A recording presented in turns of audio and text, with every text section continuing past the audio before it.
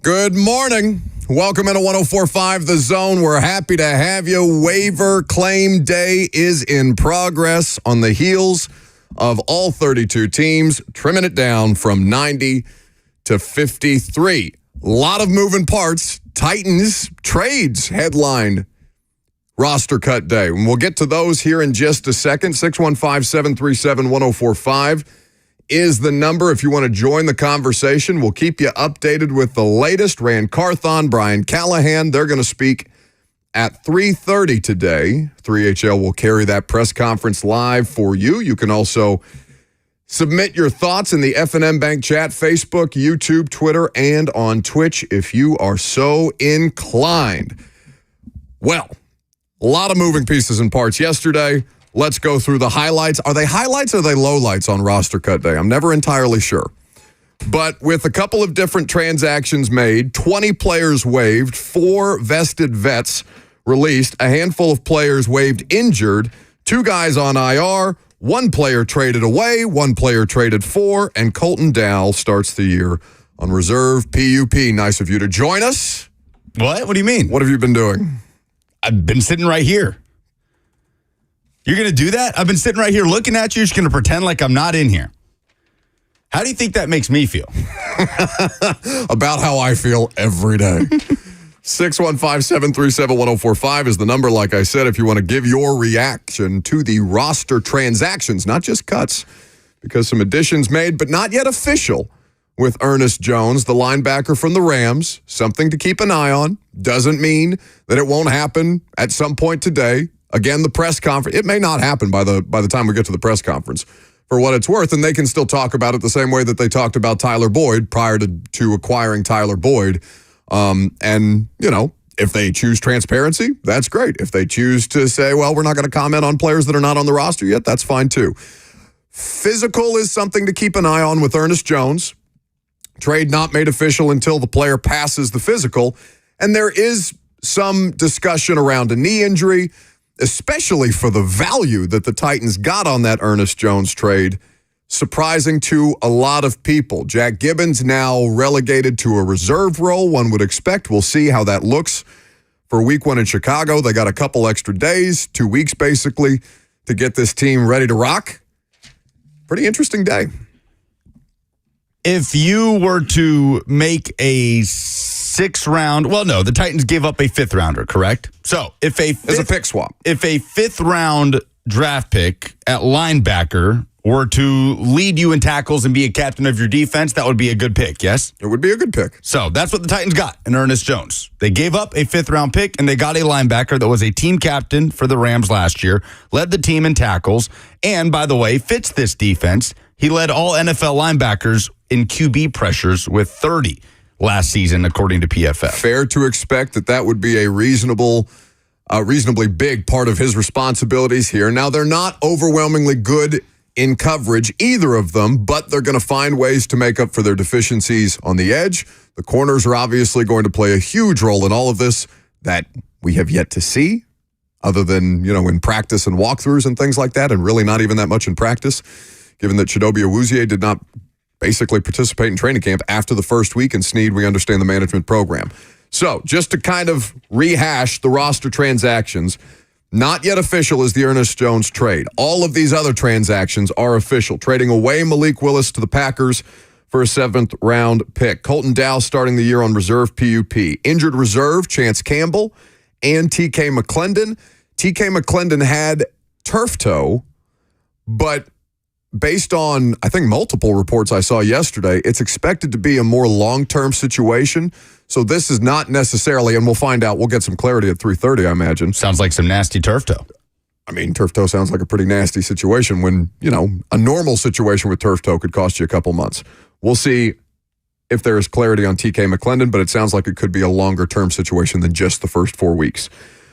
Waived. So subject to the waiver claim process. How about this? Trey Avery, Caleb Farley, Eric Guerrer, Gabe Jeudy-Lally, Robert Javier, Anthony Kendall. So basically all the different corners that we talked about all offseason long trying to compete for this roster spot, they said, no. Let's just go ahead and see what we can get with the number 7 the number 7 pick in the waiver claim order. I guess it's not technically a pick. Little light on corners, a little light on defensive linemen. 4 corners, 4 defensive linemen are what are on this initial 53. Now, this could change by the end of the day. Hell, this could change in the middle of the show. So just head on a swivel and don't get too caught up in 5 tight ends, 4 defensive linemen, 4 corners. Because those are kind of the wonky spots, we'll call it, for this initial roster. Because nobody, I don't think a single solitary soul outside of that building was talking about Thomas Odukoya being on the 53. No, I don't think we were. We were talking about 4 tight ends, as in, oh man, they could keep 4 tight ends, not 3 but 4, and then you see 5 on the initial 53. That feels like one of the more likely things to change between now and week 1. Maybe that rundown on the kick 6 did Thomas Odukoya a ton of favors in New Orleans in the preseason finale. Hey, man, good for him. This is the first time he's made an active roster. He's been an international pathway player for a couple of years now, so that's a big win, even if it's just for a short period of time. And we don't know. We'll see what happens with this roster, because now it's Chig, Wiley, Vanette, Odukoya, and DMR all on this initial 53.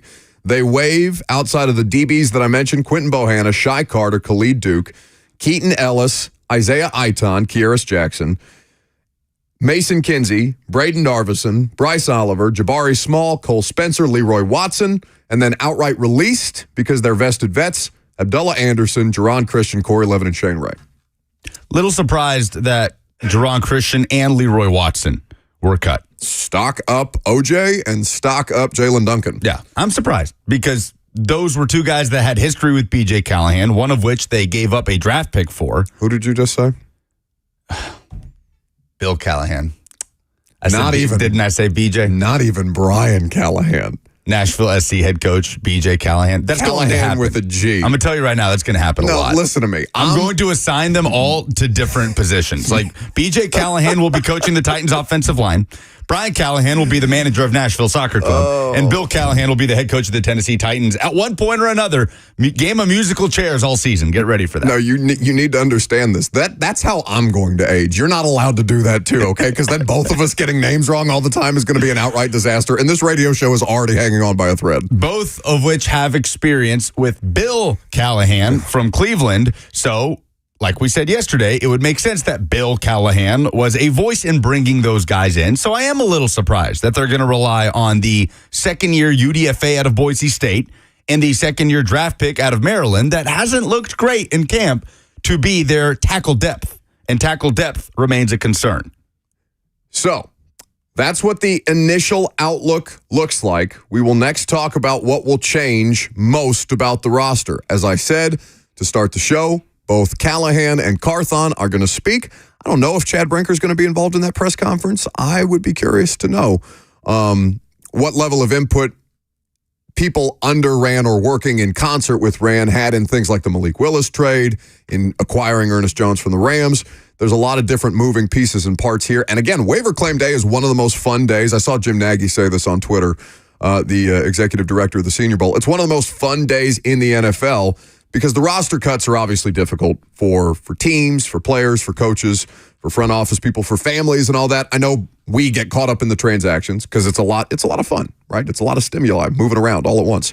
But waiver claim day is also a critical part of the process, and it gives you a more well-rounded picture of what your roster is actually going to look like, I think, than what it looks like after the initial 53-man roster cut. We are also getting some practice squad updates with the Titans. So we will give you those practice squad updates and tell you what will most change about this roster coming up next.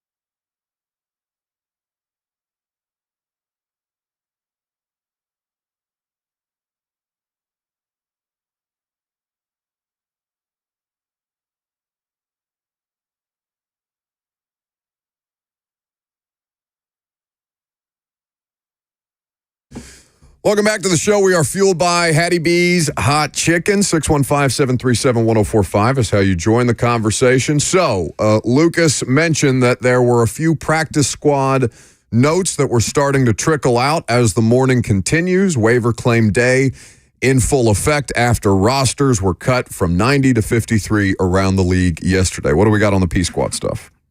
So, Justin Mello is reporting that the Titans are looking to retain wide receiver Bryce Oliver. Smart. To the practice squad. They, according to Mello, intend to sign cornerback Gabe Jeudy-Lally to the practice squad, as well as defensive tackle Isaiah Aiton. Mm-hmm. So far, those are the only three reports. He also said the Titans offered offensive lineman Cole Spencer a contract to sign with their practice squad. And it is a contract he will sign if he clears waivers. Interesting. Okay. So there was also mention of them being interested in keeping Jabari Small if he cleared waivers, and not Hassan Haskins. No word about Hassan Haskins, special teams demon Hassan Haskins. That was surprising. Well, I think we talked mostly about this in terms of corners yesterday, but it was fair to expect that there was going to be a significant amount of roster turnover because a lot of these dudes are from the previous coaching administration, from the previous front office, a fair amount of them as far as the UDFA guys that had kind of lingered around, or some of the draft picks and Farley and Haskins and Malik Willis and things like that. So they're trying to clean house, not just at the top of the roster, but also at the bottom of the roster. And we talked about that specific to the corners, right? You can bring back Gabe Jeudy-Lally or Trey Avery and not keep them on your initial 53 because you see some other enticing options elsewhere that have put good tape out there during the preseason process. Maybe you got a chance to see some of Seattle's guys during training camp and you'd like a crack at them in the waiver claim.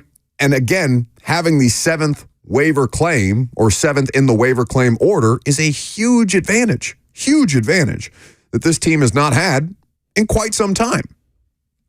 So 4 John Robinson draft picks were let go yesterday in one way or another. Whether the 3 of them that were waived, including Kyle Phillips with an injury, and Malik Willis traded to Green Bay. All right. So we don't need to relitigate conversations about John Robinson, right? It's over. It's done with. I don't think that John Robinson's a bad person or anything like that, but I say kind of in jest, the bad man can't hurt you anymore, right? The last 3 years of John Robinson are getting further and further removed from impacting this roster because it started good and it ended bad. Both things can be so. Was there any surprises? Because of the guys that they let go, Haskins was probably the most surprising to us. It's not like they were surprised over there at the facility. They clearly had made a determination on Chestnut and potentially even on Jabari Small as being more the kind of player that they were looking for. Going back and looking at the guys that they signed in the UDFA process, are you even more surprised now that Dylan Johnson didn't make it, the Washington running back? His situation is strange because he was cut about 2 days into camp before they even put pads on, right? And he immediately goes to Carolina, has a great preseason performance in Carolina, scores a game-winning touchdown, I think in week 1 of the preseason, and then very quickly gets cut from the Panthers. And as far as I know, he's still kind of just floating out there. So I don't know if there's anything injury-related that teams are seeing with Dylan Johnson or what, but I was surprised they cut him as early as they did. It was like he barely even got a chance to compete. And he was cut elsewhere after playing well in the preseason. So I'm not sure what the situation is there. Okay. He did deal with injuries in college a lot. And I think it was Emory Jones on here from Football Game Plan that told us that's the reason. Emory Hunt, excuse me. Emory Jones, the former Florida quarterback that transferred to Arizona State. Are you kidding me? That told. What is wrong with you? Oh, man. That told us the reason he did not get drafted was injury related. So I do wonder if Colt Anderson was really pounding the table for Hassan Haskins when coaches are having meetings and talking about roster cuts. There would be evidence to say no. Why? Well, just because based on the special teams players that they did end up keeping, how much more? So if you've got James Williams and you've got Hassan Haskins, because they're heavy at off-ball linebacker, right? They've got, we won't count Ernest Jones yet, so we'll say 6. 7 with Ernest Jones whenever that trade is made official, and we'll await the physical. But if you've got guys who are bigger, faster, stronger, and are also special teams demons like Hassan Haskins, then you're probably not going to bang the table for Hassan Haskins, who's a lesser version of some of the guys at what you're specifically looking for on teams, right? I don't know. After hearing Cole Anderson rave about Haskins, how he's basically a linebacker out there, I figure if there's any coach on this staff that was making the case for him to be on this 53, it would have been the special teams coordinator. Maybe so. Maybe we're reading too much into it one way or the other. But if you've got the guy that's like a linebacker, and then you've got the linebackers, the one that is, then maybe keep the linebackers. I don't know. Maybe we don't know the details. We'll have more specifics at 3:30 today, and the press conference will be carried live here on The Zone. That's another thing when we talk about the difference between the roster today and what it'll look like week 1. Which linebacker's getting cut for Ernest Jones IV? All right, so Reese Gifford protocol. That's something that we're waiting to see some resolution on. But they're on the roster. Chance Campbell is on IR, and that's done for the year, right? ACL. They're not going to cut Gibbons. That would be the least likely outcome of all of this, even though he's now being relegated to his reserve role. They've just improved their depth considerably by moving Jack Gibbons back a spot, and Jack Gibbons can still give them some snaps in some different kind of defensive looks. They've just gotten more options to work with here. More options are always better, especially when you're running the kind of defense that it seems like Denard is going to. So for me, it's between Gifford and Reese. Gifford is Gifford's billing, and he was one of the only guys on that Rand Carthon first free agency that got a 2-year contract. It was him and Brunskill. So, well, and I guess Dillard got a multi-year deal, but that's a conversation for another day. Or never again. Yeah. Maybe never again. That one. So, to me, Gifford was billed when he was signed here from the Dallas Cowboys as a special teamer with upside. Never saw the upside. Guy stays hurt. To me, Gifford would make the most sense. Now, the severity of the concussion stuff, and you want to be sensitive with that because you don't, I don't know specifically if Gifford has dealt with concussions before, if Reese has dealt with concussions before, and those things may need to be handled differently. We'll find out how they're progressing today when the GM and head coach speak at 3:30.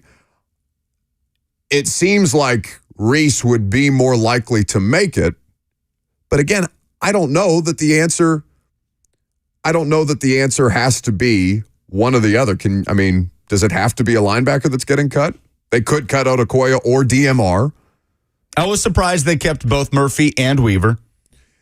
I think a lot of people were surprised that they kept both Murphy and Weaver. But again, initial 53. So I think that honestly the most surprising thing is 2 parts for me, and then we'll talk about what will change about the roster. Because obviously they're going to get more cornerback help. Obviously, Aitan being on the practice squad counts towards the defensive line stuff. And there may be another player on waivers that they're interested in. There's a pretty fascinating list of names that we can get to later in the show. And we're going to work the waiver stuff, the practice squad stuff in throughout the course of the show today. We're not just going to hone in specifically. We're not going to be a live tracker for 3 hours today, but we'll bob and weave throughout the course of this. The fact that they cut both Gabe Jeudy-Lally and Trey Avery, I'm not going to say was surprising to me. The thing that was the most surprising to me is that Leroy Watson, Cole Spencer, and Jerron Christian all got cut. Corey Levin was less so because they have Daniel Brunskill. He plays both spots. But I'm not Bill Callahan, so I'm not going to be the final word on the offensive line stuff. But I did not see, I don't know. I don't see it in Jalen Duncan, other than he's a physically big person.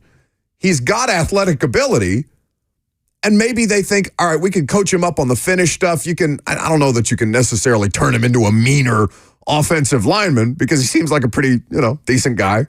But I want to see that competitiveness that they've done so well to upgrade across the board. And maybe Duncan doesn't have to be that guy because he's clearly not going to be a top-line guy here. But as a swing tackle, I still want to be able to trust that dude. I want to be able to rely on his technique. And I want to see at least him finish. I don't know. And I'm not saying that it's an effort thing. I just think that some guys have a little nastier streak to them than others. And I haven't necessarily seen that from Duncan in practices or in the preseason games. Doesn't mean that it can't happen. He's still a young player. So we're looking at Duncan as the swing tackle to step in if NPF has to step out or if J.C. Latham has to. He has played both positions in the NFL, right? They played him a little bit at right. They played him a little bit at left last year. I think it sounds like they see John Ojukwu almost exclusively as a right tackle, but I don't know that you can be exclusively anything if you're a reserve guy on a 53-man roster. Is that where the biggest drop-off is from starter to depth, the tackle position? Ooh, that's a good question. The biggest drop-off from starter to depth, I still think it's the edge guys. Landry Key to Weaver and Harrell. Oh, Harrell. Yeah, Harrell. Ooh. But I don't know what Harrell is just yet. I mean, we have an idea of what Harrell's going to be. He's clearly going to be a rotational player. We'll find out how much more he can contribute beyond what we've seen in the preseason and when he's running alongside in certain packages the top-line defense. Because I think they're going to be in deeper trouble if they have to dip into tackle depth as opposed to if they have to dip into edge depth. Yeah, because the tackle is the more isolated player in that circumstance. You can find different ways to manufacture a rush. Exactly. They can make. They're going to have to, right? That's what this defensive. Yeah, that's what this defensive situation is going to be anyway. They're going to have to make up for the edge. Mm-hmm. So edge to me is still the weakest group on the roster, but I get what you're saying because if Jalen Duncan has to start games at left tackle, you don't feel good about it. Now, could there be a situation in which is NPF exclusively a right tackle? Good question. These are questions that will be asked at the press conference today. So, places where we think the roster is going to change the most, 5 tight ends. That's about as glaring a situation as you could have. It's not like those guys haven't earned it, and I think it's at least a nod to them, whether it's DMR, who was a consistent performer in preseason and in practice, or Thomas Odukoya, who just busted his ass for the last couple of years. And while the chase down on the 106-yard return in New Orleans to knock the guy out, Samson Nacua out at the 3, showed incredible effort, incredible hustle. Whether that's just this initial 53 is kind of a hat tip to that, be like, you did everything you possibly could to make it on a roster for the first time. Just so you know, we're probably going to keep this thing fluid. And I don't know how transparent they were with guys like that. We heard Jeff Fisher talk about it. You try to just be straight up with players in certain situations. So I'm not sure how frank or how cut and dry the discussion with Thomas Odukoya is, because we feel like he is the 5th tight end of the 5, right? DMR is the better athlete. DMR can block well enough. Odukoya's strength is blocking, though he has continued to develop as a pass catcher. And to hear Brian Callahan talk about the tight end room, we played that clip for you yesterday. He went from feeling pretty suspect about it, saying that they needed to bring in additional bodies ahead of training camp, talking about how light they were at the position, to complimenting the tight ends coach, Justin Alton, and the efforts by all 5 of those players that made the initial, and saying, yeah, we've got a pretty well-rounded group here.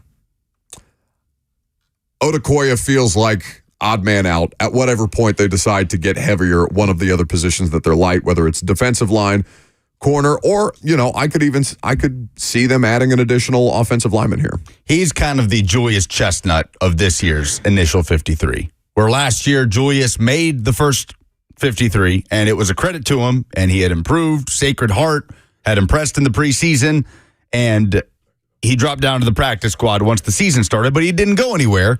And now Julius Chestnut is on this initial 53 in earnest. Like, Julius Chestnut, we figure, is not going anywhere. As they keep 3 running backs, we think he's going to be one of them. But Odukoya, hat tip to him, played really well. He's improved maybe more than anybody in this Titans building for the last 3 years, just given where he started. Don't you speak evil on NWI's name like that. But all he does is get better. But yes, it's hard to envision him on the 53 when they travel to Chicago.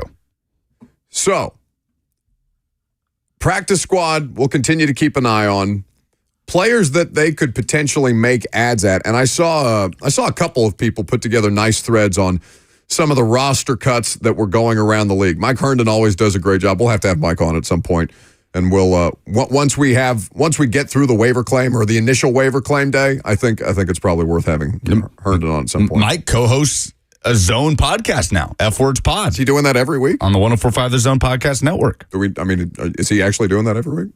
Do we know that? I know that podcast is every week. I'm pretty sure he does it every week. Okay. Well, It's we'll today. See. It's tonight. All right. Very good. You can check it out.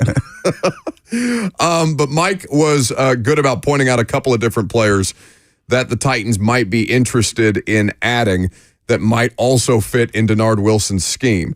Not necessarily just going to read you off a list of names. I don't think that's productive, but there are a variety of different players. And again, I would emphasize that waiver claim note. He also put together a list of former Titans that got released, Titans legends. I'm not going to read that whole list for you as well, but there is one name that's interesting to me. You'll be shocked to know that Des Fitzpatrick did not make the Steelers roster. I know Des Fitzpatrick, who, by the way, had a decent preseason. He did. But yes, he was cut. I think I know the name that you are going to bring up, though. Chris Hubbard. Yeah. He got cut from the Niners.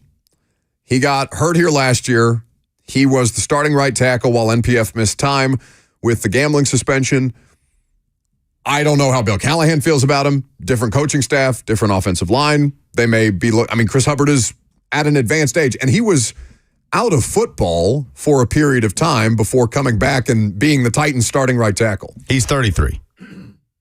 So he's not so advanced, but he's not a spring chicken. And there's UDFAs out there that you could argue fit the system better than a 33-year-old Chris Hubbard. But he was a decent player for them in spot duty last year, something to keep an eye on. You okay? No, I'm really struggling today. I went to a concert last night. You can clearly hear it in my throat. How was Glass Animals? It was awesome. It's a great live show. Bridgestone Arena.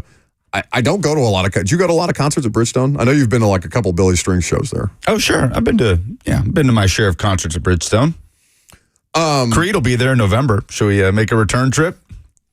Well, not even just because of Creed, because I don't know that seeing Higher at Ascend Amphitheater can be topped. Oh, he's so quick on the Creed trigger back there. It's living back there at this point. Scott Stapp, always in our hearts. I don't know that I need to see Creed again, but I hope Thomas Adekoya woke up listening to this. I bet he was feeling himself. Honestly, that's a cool feeling because he's a player from the Netherlands. It's an international pathway player, and he's almost learning how to play football as a professional football player, which is kind of crazy. Well, he played college football in the U.S. He didn't come straight out of the Netherlands and step into the NFL. Sure, that's an important clarification. He played at Eastern Michigan? I need to go back and double check. But point is, he was basically learning how to play. Starting football right around college is not the easiest transition and to make it to a pro. I know he hasn't made it to a pro roster until today, but there are some benefits of the international pathway program because guys, not that many, and we'll see how that continues to develop as the league gets ready to play games in Brazil and Germany, London, of course. I know that they've been trying to explore the viability of playing games in Japan.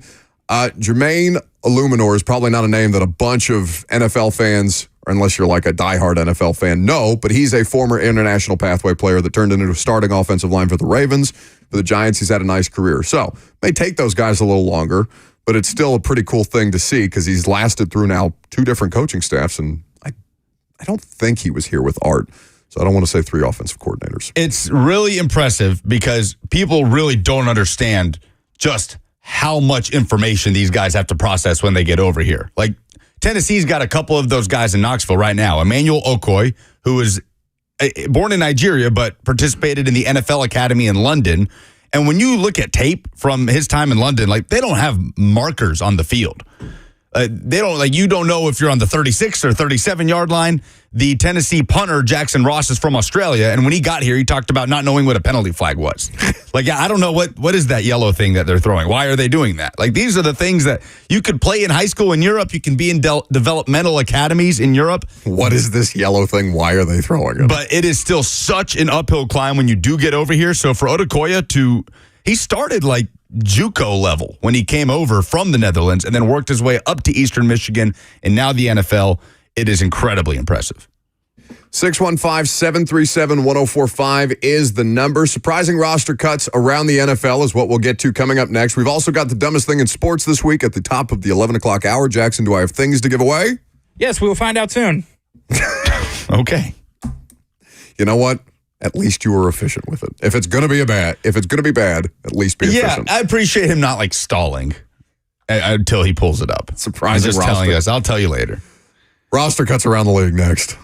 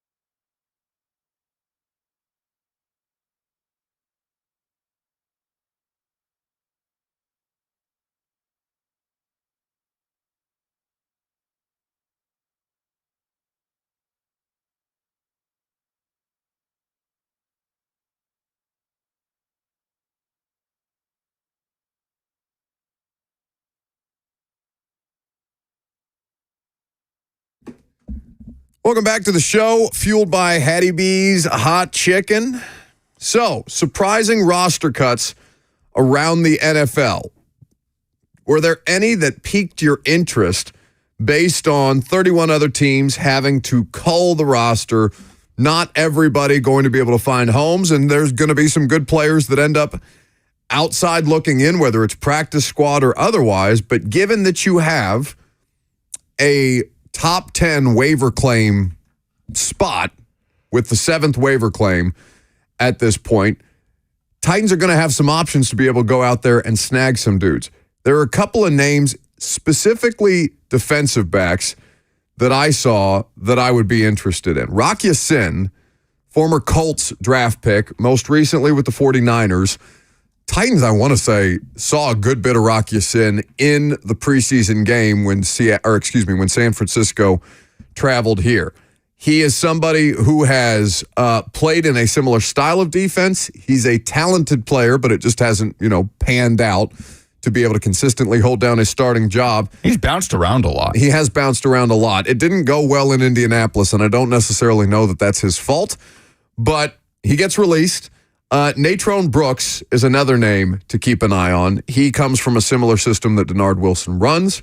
He is a cornerback that I think would be worth looking at for CB5 if they do intend to add a 5th corner at some point in the next, in the coming days, in the coming weeks. I think a fair amount of teams are going to put in a claim on him. Those were 2 names that stuck out to me. Now, Lucas mentioned yesterday C.J. Beathard, who got released from the Jacksonville Jaguars.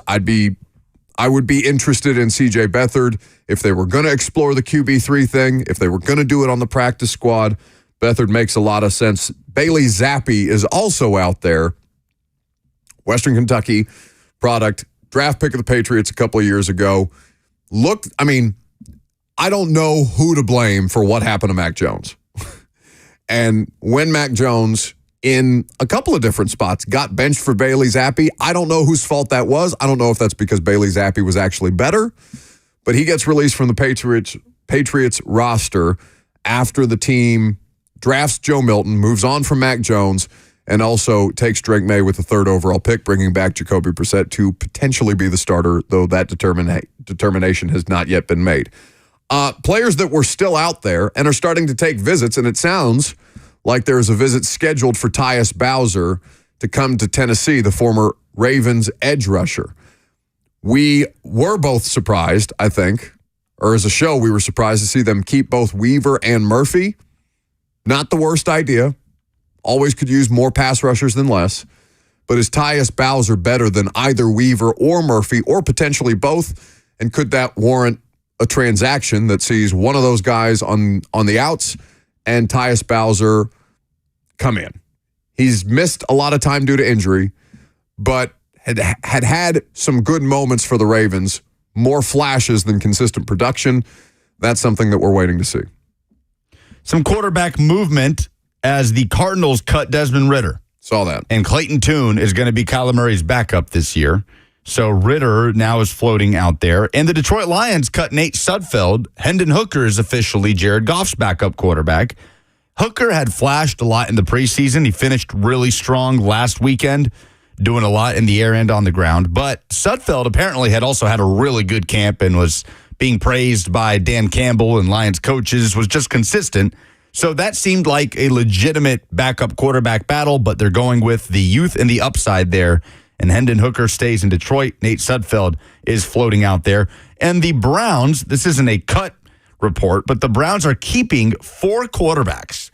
Deshaun Watson, Jameis Winston, Dorian Thompson-Robinson, and Tyler Huntley are all on the initial 53 for Cleveland.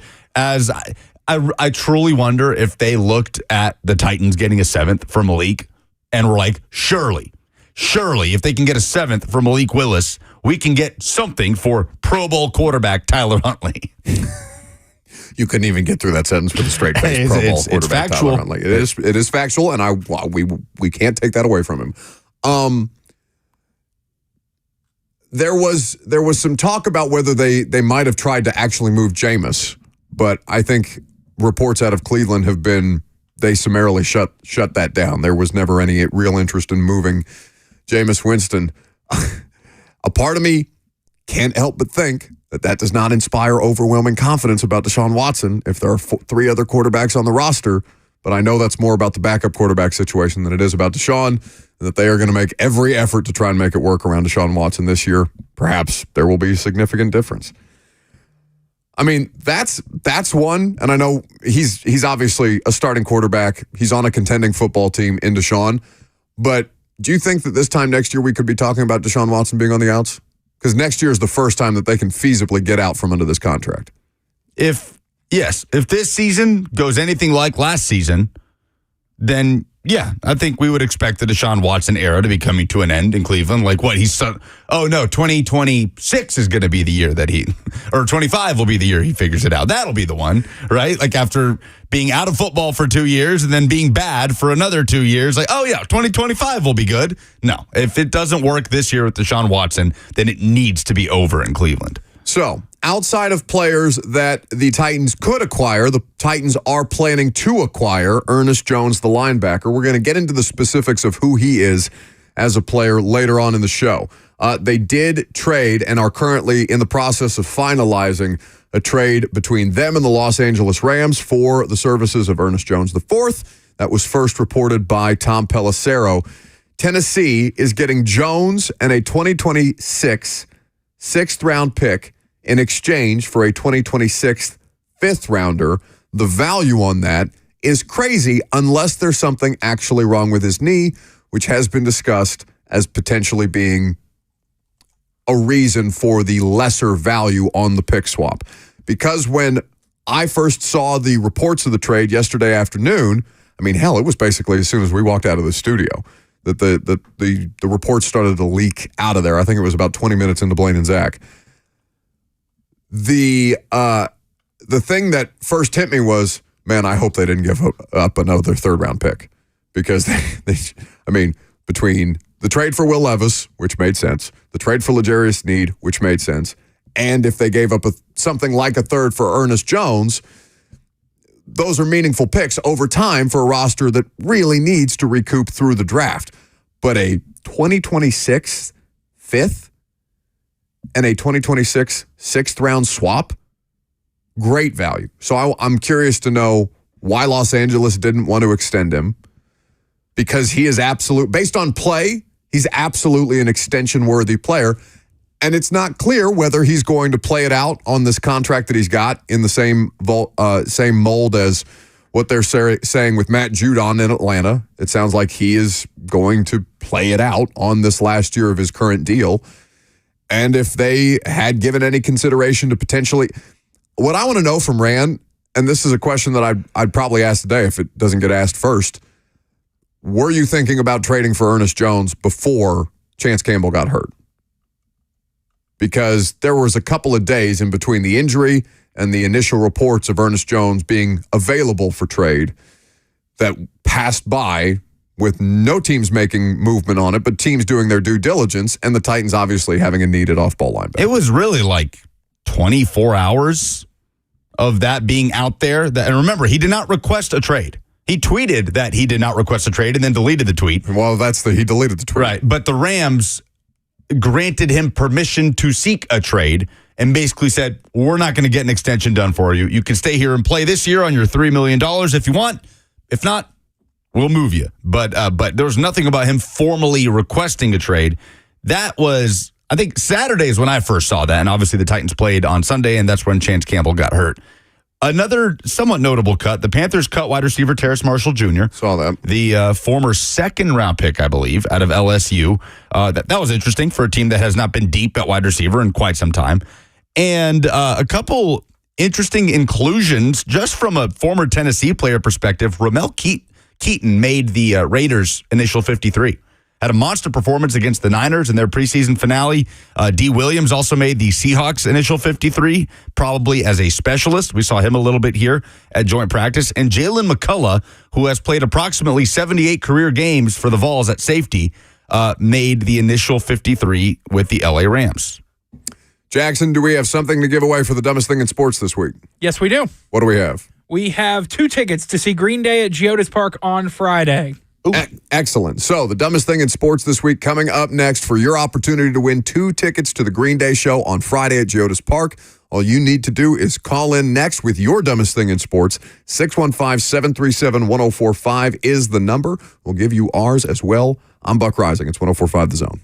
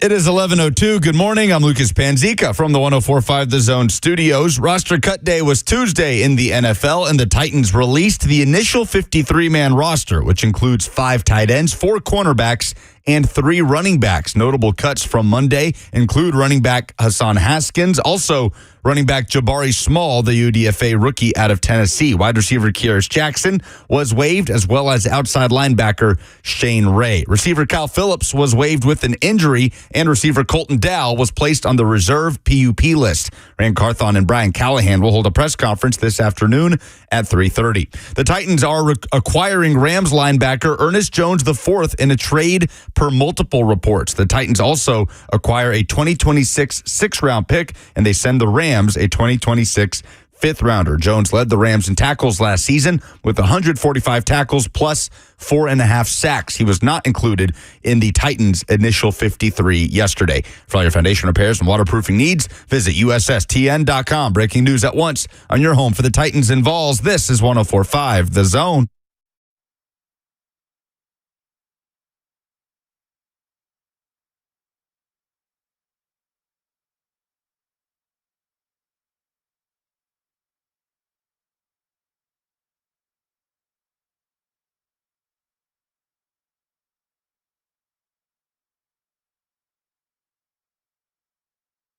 What happened? Hit a button slightly too early. That's my dumbest thing in sports this week. 615-737-1045 is the number you call in. You give us the dumbest thing in sports this week. You get the opportunity to win 2 Green Day tickets at Geodis Park this Friday. 615-737-1045 is the number. All right. The dumbest thing in sports this week is, did you see the deal that the Kelceys are getting for their new podcast from Amazon? Not their new podcast, but for New Heights, the podcast. Yeah, I did. Massive. $100 million for the Kelceys podcast.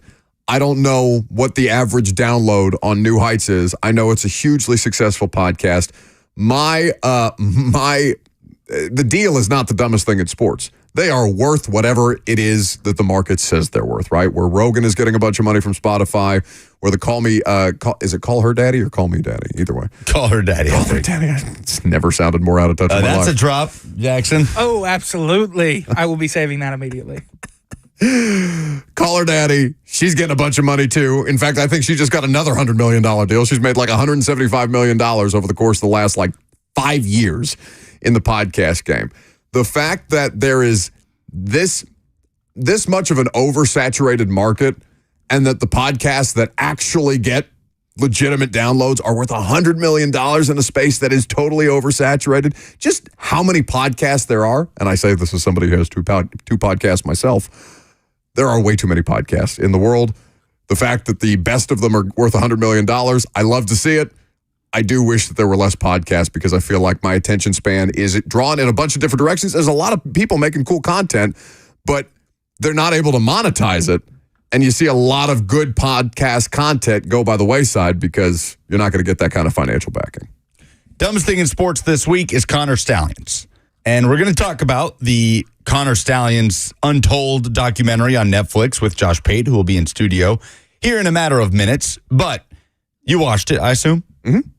Connor Stalions being shown a picture of him standing on the Central Michigan sideline in his Central Michigan gear and his sunglasses at 8 o'clock at night and saying, I don't even think that looks anything like me, is the dumbest thing in sports this week. Spoiler alert. Where it's not a spoiler alert. This is very much public information that has been covered over the course of the last year. So Connor Stalions playing the victim. And look, it was well done. We learned a lot more about Connor Stalions, but all of his denial about never once advanced scouting signs in person or sending correspondence to record other teams' signs for him in person is my dumbest thing in sports this week, but above all, denying that it was so obviously him standing on the Central Michigan sideline, acting like the Fu Manchu facial hair was just this big differentiator. And no, clearly not that guy. Inconclusive. No, very much it was him. It wasn't me. I didn't do anything. And then it cuts to Dave Portnoy of Barstool, who was heavily featured in the documentary, who goes, oh, yeah, I mean, I know it was him because he told me it was him. That was absolutely Connor on the sideline. It is really, really funny. The entire journey that it takes you on is so unbelievable that he just about, I mean, I don't know if he actually was close to getting away with it because all of this stuff is way too like blatant and obvious when you go back and look at the actual footage that they have of this person. But God bless, is it funny? I mean, I know Michigan fans are probably not laughing because they're left with the aftermath of all this with Jim Harbaugh getting a show cause and Michigan facing NCAA violations and infractions and things like that. But damn. Watching that whole documentary when they're talking about the season Michigan was having, Michigan with an elite quarterback running back duo, and it shows Blake Corum running for a 60-yard touchdown against UNLV, one of the best defenses in college football history. Pick six against Rutgers, right? Like an elite offensive line mowing over some poor defender from Kent State. Just every time they showed a highlight, it was like, Indiana, Rutgers, Purdue, easy. East Carolina, sorry, easy. Robert. So that was one of my biggest takeaways. Not to say they weren't the best team in college football, because they absolutely were, and they proved it in the playoff. But it was funny watching them go through their regular season schedule. And also the Big Ten kind of stinks. Jackson. Mine is Bud Light. They've done something that I believe should spark outrage across the country. Uh-oh. Again? It's so angering. It's Are you going to do triggering this? me. I can't hold it down any longer. Rare do we take political positions on the show. Yeah, this is a risky move, Jackson. They have released limited edition college football cans, and the University of Tennessee has been left off of them. I can't believe it. I'm outraged. I'm disheartened. I'm heartbroken. They have so many teams on Tennessee's schedule: Kentucky, Arkansas, Florida, OU, but no Tennessee. They even have Roberts, East Carolina on the Bud Light can, but no Tennessee. And I am outraged. He's never going to buy Bud Light again. Why are you laughing? We absolutely need to lead the charge to cancel Bud Light. Yep, #cancel Bud Light. I'm sure we can get a Twitter campaign going on. You think there might be one already? You think we can't mobilize Vol Twitter? Absolutely. I believe in you, Vol Twitter. I don't think that hashtag's ever been used, cancel Bud Light, or Bud Light boycott. I don't think that's ever been used. Nobody has copyright on it, right? Like this, we are foraying into this bold new strategy that we are going to take on Bud Light. Right? Absolutely. Nobody's ever done that in the history of Budweiser, Anheuser-Busch making Bud Light. Definitely not in the past 12 months. Will not be confused with any other controversy around Bud Light, for sure. #cancel Bud Light. Tag us at Buck Rising, at Lucas Panzica. Unless they want to sponsor the show. Then, of course, we'll take your money. Yeah. If you get a Tennessee can. No. I will get rid of you before I turn down Bud Light money. That's how that's going to work. That's fair. They got Peyton Manning. They got Post Malone. They can get me too, bud. 615-737-1045 is the number if you want to submit your dumbest thing in sports. It's funny putting yourself in that conversation. This week, I'd do it again, too. Brad is up next. Hey, how's it going? Good. My dumbest thing has to be Nakua getting dropped by the Saints after the 106-yard return. And also what that does, just how that raises the bar for the level of effort you've got to put in at the preseason now. I mean, I'm flashing forward to next year, like an offensive lineman taking on a double team with a fractured tibia. And, the post-game interview, well, I don't know. Hopefully I showed him enough. I mean, Brad, that your argument can be that roster cut day and how NFL teams, impact so many different. I mean, we're talking about almost 40 players per team that get released every year. It's a really, really difficult thing, and unfortunately, those are the determinations. Now, I don't know if Samson Nakua would have scored the touchdown. Does he make the Saints roster? I mean, that seems like a pretty arbitrary way to do it when he ran it back 106 yards. He just didn't get those last 5 yards. Sorry, bud. You went out at the 3, dummy. Hey, get out of here. But if that was the case, then nothing would more perfectly encapsulate the battle for survival that is the NFL preseason, where Odakoya is like, it's you or me, bud, and I'm going with me. Lonzo Wright says the Titans are now Budweiser, or Titans are now Budweiser spitting in the face of the Walls. I don't get that. He means the Vols. Oh, the Vols. Yeah, I feel like context clues should have helped you out there. Yeah, they sure did. Of the Walls and the Vols, I don't know that I would have gotten They rhyme. Just keep going. Go Eric back to the is phone. up next. Hey, Eric.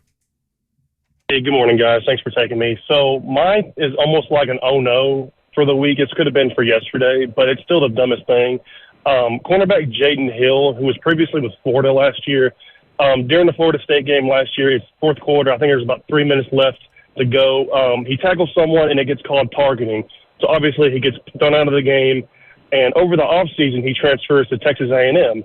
Well, obviously they play Notre Dame this Saturday, and he is going to be out of the first half of that game. So that targeting penalty pretty much follows him all offseason to a new school, and now he's going to have to miss the first half of the game versus Notre Dame. That's just my oh no and dumbest thing of the sports thing this week. Thanks, guys. Yeah, it would fit both categories. The fact that it's going to follow him to his first game as a transfer player, I think is pretty tough. Yeah. Like I understand. Like I understand you're trying to emphasize the rule. There should be some exceptions made in that situation. It's a good one.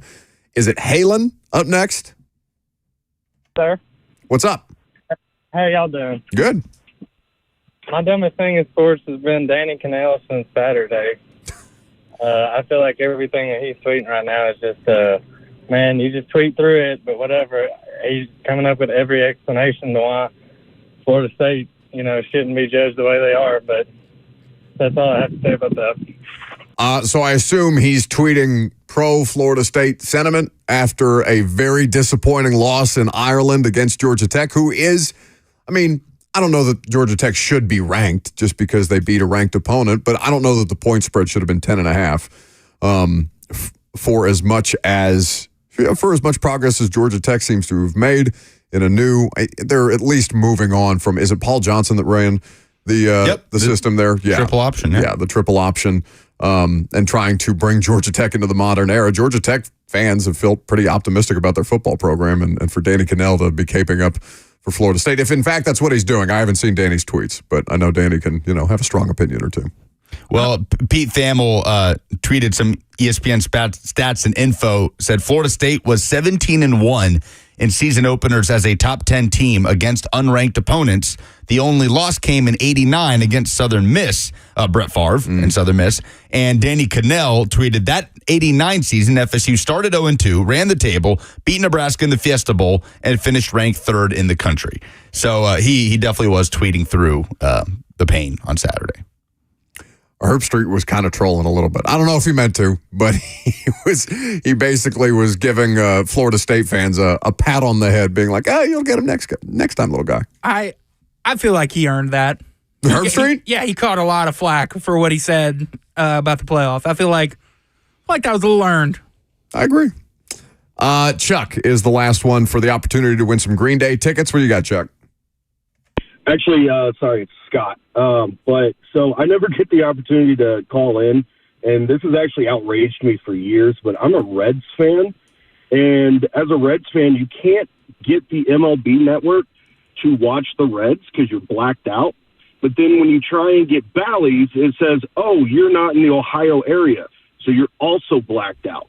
So I cannot watch my favorite sports team at all. And the blackouts are absolutely insane. And it's enraged me for years, and I had to finally call in and just publicly put it out there. You know what? I agree, Chuck. Yes. I think that's dumb. It is. I think he's the winner. I think that might be the dumbest thing in sports It this was week. Scott, not Chuck. Congrats, Scott. You're going to Green Day. Damn it. And Smashing Pumpkins. That's going to be a great show at Geodis Park. Do you feel like we're trending in that direction just generally with like how many different options you've got to have to get all the different sports you want to watch? Because at some point we're just going to end up with whatever the next version of cable is, right? With the way that YouTube TV and Amazon and I feel like I already have. I have YouTube TV and I feel like I have cable. you feel like you got a grasp on it, Yeah, like you feel like there's nothing that you're missing. Not really. I can flip around. No free ads, by the way. We'll take And I've YouTube TV's money too. My certain streaming services that I know I have to go to watch, soccer game or whatever. But yeah, I can flip around from AMC to ESPN to Fox. Feels like I have cable. All right. So Chuck is going to get to go to the concert. That's the dumbest thing in sports this Scott. week. God. Go to break. Josh Pate next.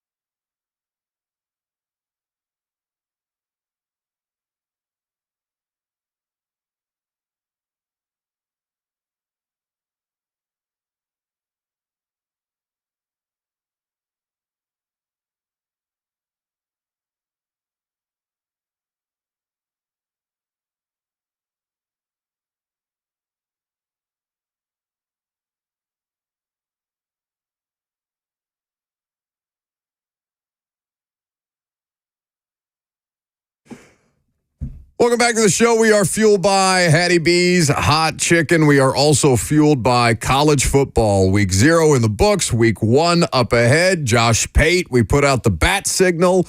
It is no longer, I had to change the bat signal because all the logos and stuff have changed for Pate. So we had to make some adjustments. We had to call the engineering staff. And It's a train now. We had to literally the engineering staff. We had to throw up the logo. The train signal.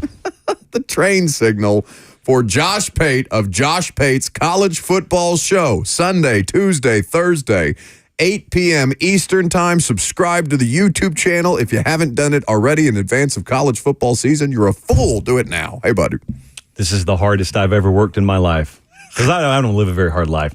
And I don't know if you've ever been through one of these good old-fashioned brand switches.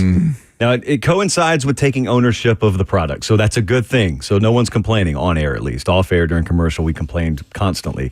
But it is a heavy lift, man. You never know how many places your name is until you do a full comb of the internet and trademarking and all this stuff I don't understand. So it's been a nightmare, but also a good kind of nightmare. The nightmare where you wake up and you say, I'm better for that.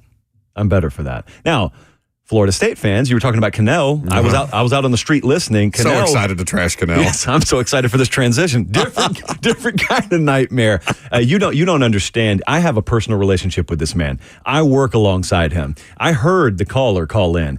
Cannell's my dumbest person or thing in sports every week, and I have to tell him to his face. The beauty of Cannell is he's one of the best people you'll ever meet. One of the nicest people you'll ever meet. The smile is not fake. It may look smug, but it is permanent. It's always there. So you can just yell in his face. You can make fun of his mom. It doesn't matter. It's always there. And so the good thing about Cannell is, as disgusted as you may be with him, you can tell him. You don't have to hide it. You can tell him. And I, as a surrogate, act for all of the listeners and viewers, and I'm happy to tell him. He routinely has battles with 3HL. And Don Davenport, Cannell. Our afternoon crew. Yeah. Yes, absolutely. Very much some SEC versus ACC battles that are very fun to listen to. So week 0 plays out the way that it does for Florida State. Let's start there before we advance into the real meat of college football with all these great week 1 matchups that we have on the table. The way that Norvell handled the opening drive and the 2-point conversion, your thoughts? Well, my thoughts were bad because I thought, here we go. I thought everyone had been taking the week leading up to the game to comment on the stuff I had posted that there was going to be a hangover from the Orange Bowl and how this Florida State team had been gutted and blah, blah, blah. So then, of course, working through the script, they looked great. And I thought it was just kind of a message he felt like he needed to send. So then we got out of that, and then we entered standardized football, and it quickly went downhill. But the whole Florida State thing, I went on the show the next night. I said some stuff that I think ended up being incorrect. Because here's what stood out to me. What stood out to me is we had Pete Thamel go on College Game Day and say, hey, I'm hearing from people in the know, they expect this to be maybe the best defensive line in the country. We had a lot of people in the Florida State contingent, the media contingent, that were very high on that. So when you see that in the NFL game, the thing's open. You guys get to go watch. In college, that's not always the case. So when you hear a familiar chorus being sung by everyone around a program, and then that thing doesn't end up playing out, most of the time what's happened is practices are closed. There's no tangible information to be had. The only info you get is intel from inside the program. And if it's all wrong, that means people in the program did not have a firm grasp on the football team. That's a bad thing. So I thought that's what happened. Well, then throughout the day, Monday and yesterday, I'm talking to a lot of people, NFL scouts, and also people inside the media beat down there. And they said, hey, FYI, Norvell has it wide open for us. We get to go to practice. Like, if anything, we just whiffed on what we thought we were seeing. But the NFL guys said the same thing. The NFL guys have been through there during fall camp. They swore, man, personnel-wise, they're not taking a back seat. They're really good. So what I think happened is they were right, and their eyes just got misled. Because if you go to one of these practices, I was down at Miami a couple of weeks ago. I don't know how they'll be as a football team this year. You watch those practices, those kinds of athletes, you're at an NFL camp every fall and whatnot. So you see this stuff. If the average person were to see that, they'd be dumbfounded by length and athleticism and explosiveness and whatnot. Well, that's not what makes a football player. Okay, you cannot evaluate the mind. You cannot evaluate the heart that it takes to actually compete and stick your face in the fan on 3rd and 2, 4th and 1. And that's what Florida State didn't have. So they got all the talent in the world, just the requisite amount of football players ready to do more than just trot out there with a spear on the side of their helmet. Not there.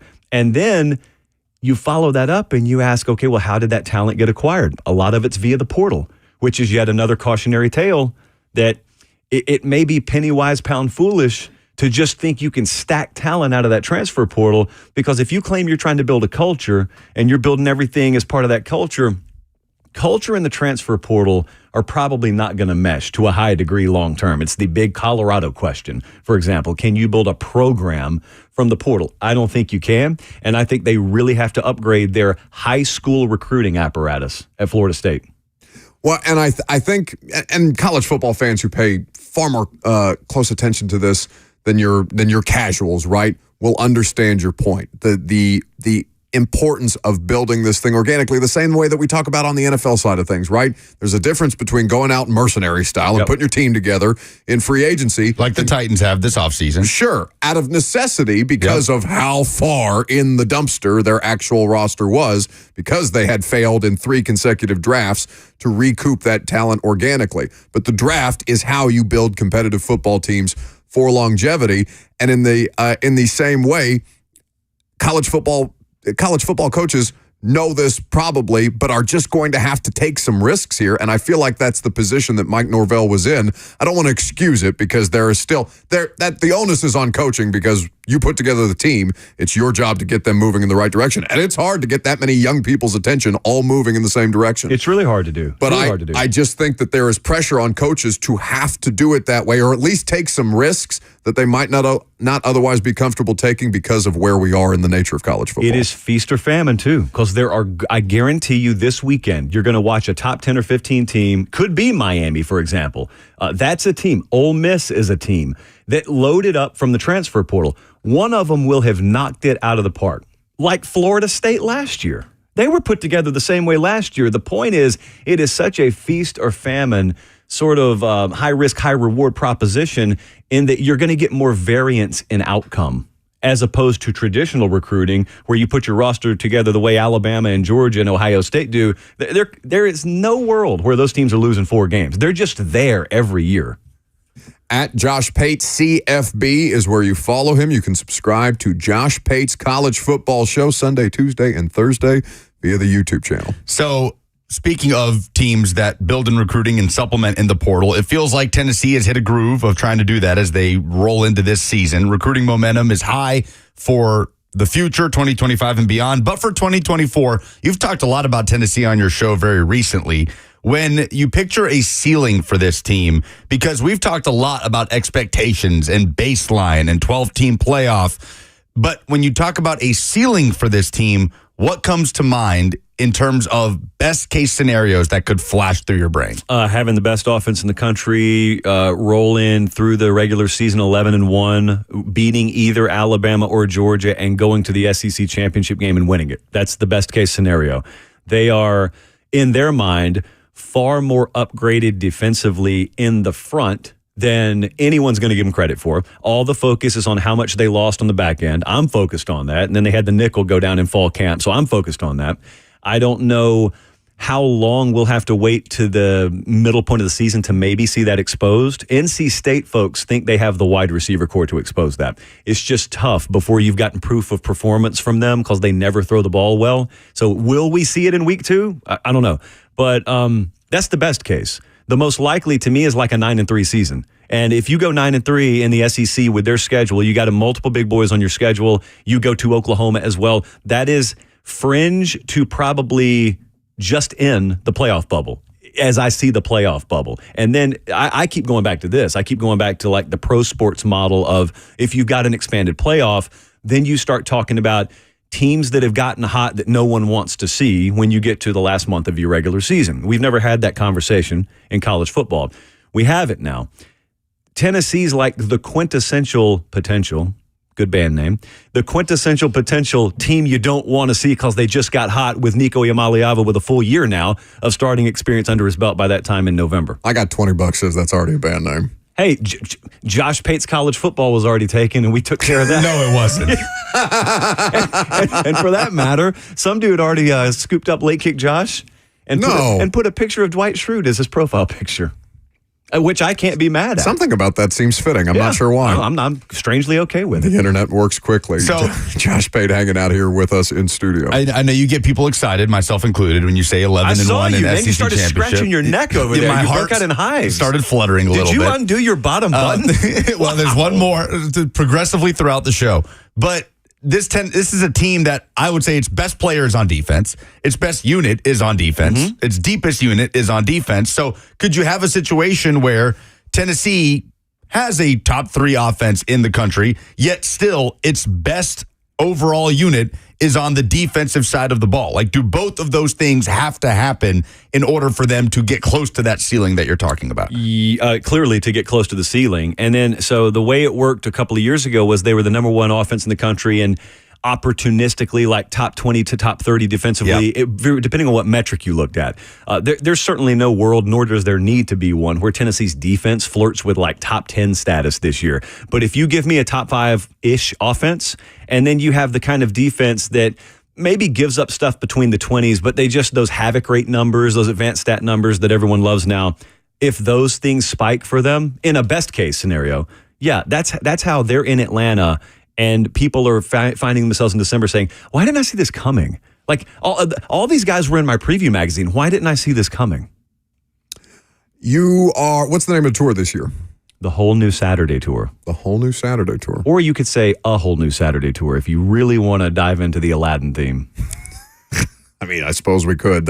I have some jokes. I don't know if I could make them here, but we'll figure that out. You just can't. We'll figure that. I mean, I think I'm the most qualified to make those jokes, but that's a conversation for another day. Why is Miami at the Swamp the most important game this week? Well, it is the most important. It's the most important story in the college football version of the draft, which is recruiting. The state of Florida has always held the key to competitive balance in college football. Everyone thought it was expanding the playoff. That's nonsense. It's always been the lack of the ability for Miami, Florida, and Florida State to keep big-time talent home. Case in point, Alabama wins a national championship in 2020, I believe. Their entire secondary was from South Florida.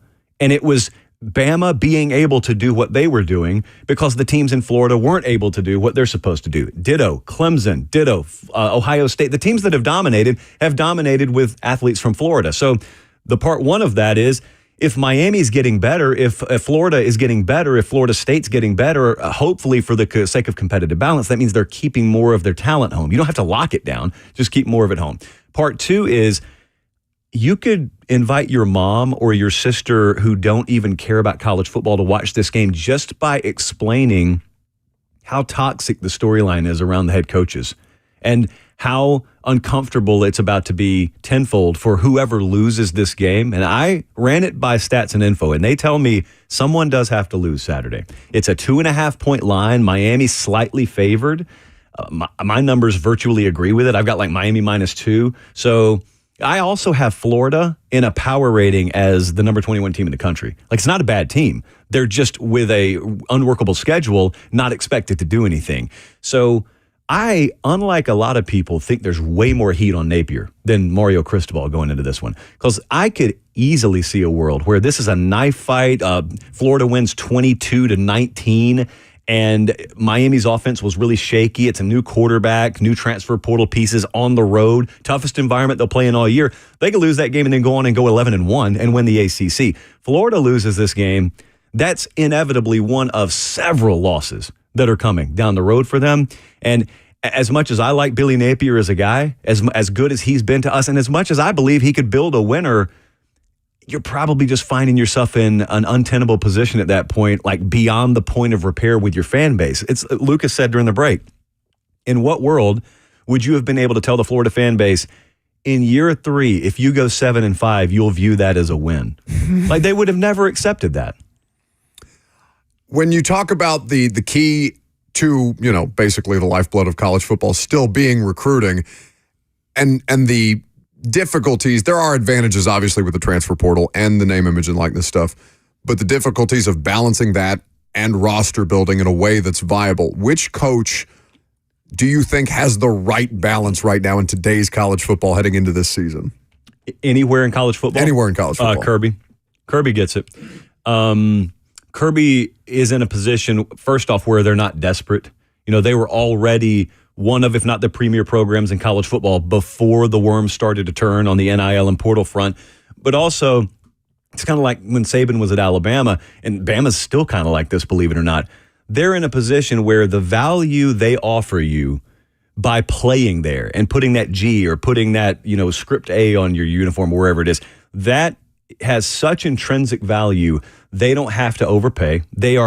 I know this market pretty well. They are never the highest bidder for players they get, which flies in the face of conventional wisdom, which tells you, oh, they're just out there buying every player. No, they're actually paying far less for every player, because a lot of guys realize, I go play at Alabama, I get to tell folks I played at Alabama. Like, I get NFL scouts know I played at Alabama, ditto at Georgia. But also, Kirby's taken a principled stance that even if I can afford to do it, I don't want to do it. I don't have to do it. I don't feel like I need to do it. I don't want to do it. I'm going to lightly sprinkle out of the portal. Trevor Etienne will be their number one tailback this year. They got him out of the portal. So there are exceptions to that. But they are going to build 90+% of that starting rotation out of traditional recruiting and development. They believe they do it differently than anyone in the country. Everyone else believes that too. Georgia believes it, but they practice it. And so when you turn on your TV and watch them against Clemson Saturday, think about this. Georgia is the number 2 roster in the country, talent-wise right now, per the 24/7 talent composite. Clemson's supposedly number 5. There's a 2-touchdown gap in the point spread between those two teams. So I'd say Georgia's pretty well got it figured out. What is Clemson football right now? In a state of flux. They're in a prove-it year, which is wild because that guy's won 2 national titles, and yet he's in a prove-it year. I say that. I want to say it as respectfully and with as much context as possible. Dabo Swinney, if he never won another game, is one of the best to ever do it to me. Like, he's a Hall of Famer to me. His legacy's already written. Having said that, if you're just telling me start now and look down the road, forget about what the past says, this is a guy who, on one hand, I respect immensely, and on the other hand, I question. I respect that when he talks about the portal and not using it, he's doing it because it's a principled stance of his. It doesn't matter if you're driving around Gallatin right now and you agree with it or not. I don't even completely agree with it. But I respect that he's got a value, he's got a principle, and he's sticking to it when compromising it would probably put him in a better position short term. So there's that. Having said that, other teams he's got to compete against are using that. So you're voluntarily putting one of your hands behind your back by saying, I'm not going to use the portal because I don't want to use the portal. And I think you either do one of two things. You either settle into Clemson being a good, solid 8 or 9 win program with a top-end potential every few years, or you've got to make changes philosophically because there's probably no other way to stay at the top of this sport consistently every year than to somewhat, in his case, begrudgingly use the transfer portal. He uses semantics all the time to talk about it. The bottom line is he's opposed to using it. And if that's the way it is, that's the way it is, but you're probably going to have to adjust expectation. Again, 2-touchdown underdog on a neutral site to Georgia to start the year.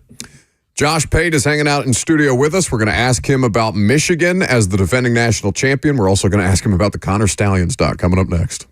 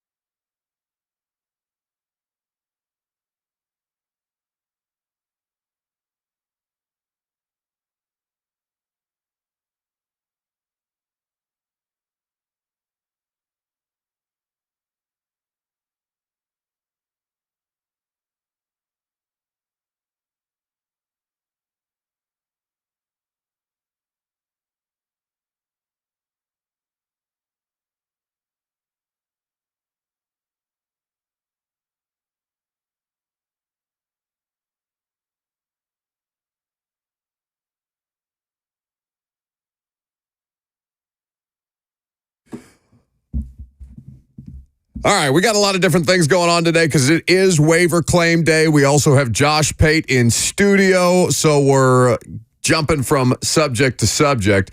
Titans added a couple of players off the waiver claim, and in fact, Hassan Haskins just got claimed by the Chargers. Chargers seem to be interested in a lot of different pieces and parts from the Titans. The Packers, too, who claimed Braden Narvison. So I've got edge rusher Ali Gay, 25 years old, 6'6", 263, 34 and 1/4 inch arms from the Texans. Defensive back Julius Woods, 23 years old, coming from the Cowboys, more of a safety than a corner. 2 players claimed by the Titans on waivers today. Josh Julius Wood, studio. ECU alum. Robert Walsh rejoices. Okay, don't care about Bert today. What I care about is Josh Pate's thoughts on Connor Stalions and the Michigan Wolverines. So before we talk the documentary, let's talk about Michigan. What the hell is Sharon Moore up against? What is he taking over? And is he grateful to Jim Harbaugh for leaving him in a position to take this job? Because a part of me would think, I don't know. They got the natty. The natty's worth it. But everything else that's about to come in the wake of this thing seems very toxic. It seems like you're welcome, good luck situation as Jim Harbaugh walked out the door. You want a job? All right. If you get the Michigan job, you're taking the Michigan job, obviously. They have such a good defensive lineup returning this year that they should win 9 games with that. They should win 8 or 9 games with that. Like Iowa, but with competence offensively and better athletes overall. I think they'll probably be in the conversation. No blowout games or anything like that this year. But here's what's impossible to know. So we watched this documentary for those that have. For those that haven't, there's no big revelation in it per se. If you've been following the story pretty closely, you'll just think further what you already thought. But when that report came out a couple of weeks ago, which was very, very much timed up with this documentary, NCAA trying to stay out ahead of this documentary, it included a level 1 violation against the program. Not any coaches. They've got level 1 violations against them, and most of them are gone, but the program has one for like failure to monitor and failure to foster a cooperative environment. That's paraphrasing. That's not their language. That's not nothing. And that's above and beyond this stuff. And then, look, if you delve into message board culture, and I don't suggest you do, there are some folks that you won't be shocked to learn are Ohio State fans out there, because you saw some of them with full ski masks in this documentary, who claim, no, there's this shark fin just offshore and there's all this other stuff. So I lived through the Cam Newton investigation, so I know to wait until it's in front of your face on that front. But this whole documentary, what were your thoughts on it? I watched it yesterday morning with breakfast. What were your thoughts? Well, my objective with any of these things, and particularly the untold ones, since I think they do a lot of them very, very well, is what can I learn that hasn't been already out there? Mm-hmm. And from my perspective, you get to hear from a lot of the different parties that you haven't heard from directly, and you get to put a lot of the faces with the names, but I'm not necessarily learning anything about the Connor Stalions saga and everything that went down there. I appreciate that Netflix has to create a sympathetic figure in all of this. Yeah. I do not think that they picked the perfect messenger in the degree of sympathy that they tried to paint around the background of Connor Stalions. I thought that was a little, This man served our country, Buck. He's a hero. You're not going to paint me as anti-military Buck today. famously hates the military. We're going to now have to take a trip up to Fort Campbell for anything that you may paint me with. But I think that there are unhinged people all over the world of college football, all over the world of sports, and that Connor Stalions just happened to be in the right place at the right time, where stadium security can be pretty suspect for all the different people that are skulking around college football, in particular, college football sidelines. I just think that they happen to find one that was particularly crazy, and I don't know that this situation can happen in a vacuum in any other scenario. If you did this 10,000 other times, they found the one possibility where Connor Stalions could exist with his Michigan manifesto. You know how sometimes documentaries or specials will come out on Netflix or Hulu or whatever, and it's about a world you know nothing about, and you watch the documentary and you're just dumbfounded, and you're like, how is this a world that exists? Well, we're too far in the weeds in college football. So we've been following this story. We're like the frog that got slow boiled. So once it reached a full boil, it's like normal to us. Can you imagine someone who's agnostic towards college football, who doesn't even know where, like, the University of Michigan's stadium name or anything like that? Can you imagine them watching that and thinking, These people are insane. Truly. This is like the world of I love it. I would not change a thing about it. But with Stalions, I think he was smart to do this because if you just read the stories about Connor Stalions, you would think he was like a freak show clown pariah idiot. And all of a sudden you find out, no, he's actually pretty intelligent. He's got like entire manifestos. That recruiting monitor he had is about to be sold to one of these companies, I guarantee you. Absolutely. Which was probably one of the purposes, or purpose, plural of purpose, of the documentary. But I thought it did a really good job with him. So it's smart that he agreed to it. But might I ask you to pull your phone up and look at the text I just sent you, because they put one of my tweets in the documentary. So let me take you back to last fall. I had some people reach out. I can't tell you whomst, but people reached out and they sent me footage. So I got my hands on some footage too. That was the footage of Stalions on the sideline at Central Michigan. Your boy here is the one who first put that out. Your boy here is the one who revealed that he had the recorder glasses on. So I put it out there. And I said, Pate State Investigates has blown the top off of this thing. Well, our fine friends at Netflix included that. But look at what they did to my name. Josh P., ex-user Josh. Who in the world is that? So they have taken the text word for word from what the artist formerly known as Late Kick Josh. Yes. Now Josh Pate CFP. And they have said that this is Josh P.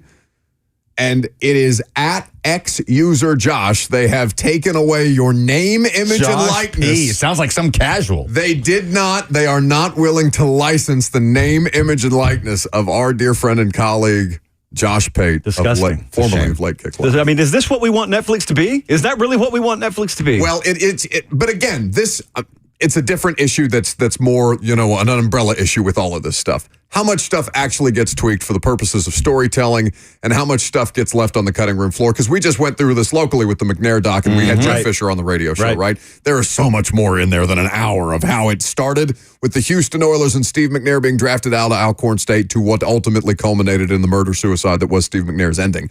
And it was an hour condensed into it. So I'm always kind of skeptical. There is some stuff that can be learned. There is that you do benefit from seeing it. It's the visceral reaction of seeing it, right? Versus just hearing it and reading reports. But I always struggle with the Netflix element, just documentaries in general, because I don't know how much is actually documentary and how much is just, all right, there's somebody who's agreed to a payday here to let us make this story around them, and we can make a compelling enough story around them. I wondered with the documentary what it was going to include, because I was privy to a lot of information about it. I didn't talk to Connor Stalions personally about it, although he did reach out. But I had talked to a lot of people involved with the documentary, and I knew they had an ace in the hole. And that ace in the hole was he did eventually get interviewed by the NCAA, and they recorded the entire thing, and they had in their possession the entire recording. And they dropped like 30 seconds of it in the documentary at the very end. I have it on good authority. They could have made the NCAA look a whole heck of a lot worse if they wanted to, and they didn't. And we also don't even know what else the NCAA has. So I just view this entire thing with ellipsis at the end of it, just ... to be continued.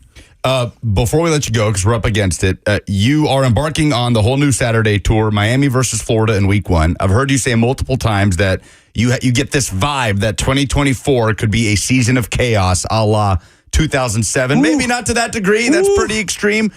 But a season of chaos, what ingredients do you think are there in order to make it a season of chaos? And how could we start to see that manifest itself in week 1? Very easy here. First couple of weeks. But week 1, if Clemson's in a dogfight with Georgia in the fourth quarter, that starts to show us maybe Georgia has a little vulnerability on their defensive front. If in week 2, Texas has their offense just stoned by Michigan because they go up there next week, Bama's at Wisconsin the following week, if that offense is not clicking on all cylinders, if we start to learn, in other words, in the first couple of weeks of the season that maybe we don't have an elite team in college football, then you combine that with the fact that you got an expanded playoff. I don't necessarily love it, but it is what it is. But if we get to November and everyone's got a loss and no one looks perfect and everyone's mortal, you have a situation in November where 20 folks think they could win the playoff. Like 20 different teams are looking around saying, well, if no one else is perfect, maybe we could win this thing. And that would calibrate everyone's expectation. Because we got a first version of this year. So if Ohio State beats everyone into a coma and goes and wins it, you're trained to think, well, some elite team's going to rise up and it doesn't matter how big the playoff is. The same team will win it that'll always have won it. But if we don't have an elite team, then it's anybody's ball game. And what they pitched you on the expanded playoff will be on display in November, because we'll have like 20 or 25 teams vying for 12 spots, thinking if we get in, we actually probably could win this thing if everything goes right. Make sure you hydrate. And we appreciate you coming in, hydrating now. I'm never sure if it's pre-workout or actual hydration. Josh Pate's College Football Show, Sunday, Tuesday, Thursday, 8 p.m. Eastern Standard Time, rather. You can catch him on Twitter at Josh Pate CFB. He will be at the Swamp this weekend and at the biggest college football games for the rest of the season. Welcome back, bud. You're giving me your sunblock to borrow, correct? I have lots of good sunblock. Thank you. No free ads. More Titans roster transactions coming up next.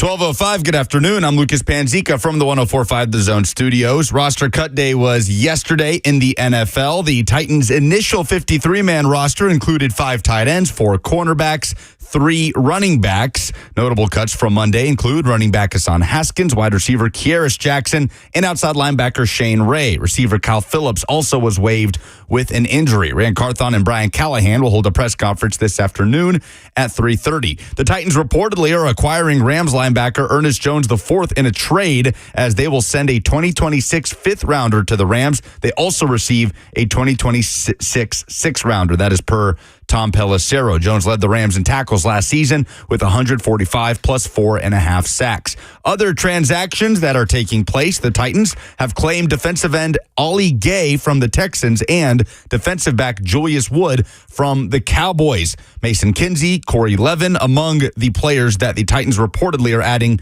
to their practice squad. Also, former Titans players that were cut finding new landing spots, as kicker Braden Narvison was claimed by the Packers today. Running back Hassan Haskins was claimed by the Chargers. For all your foundation repairs and waterproofing needs, visit USSTN.com. Breaking news at once on your home for the Titans and Vols. This is 104.5 The Zone.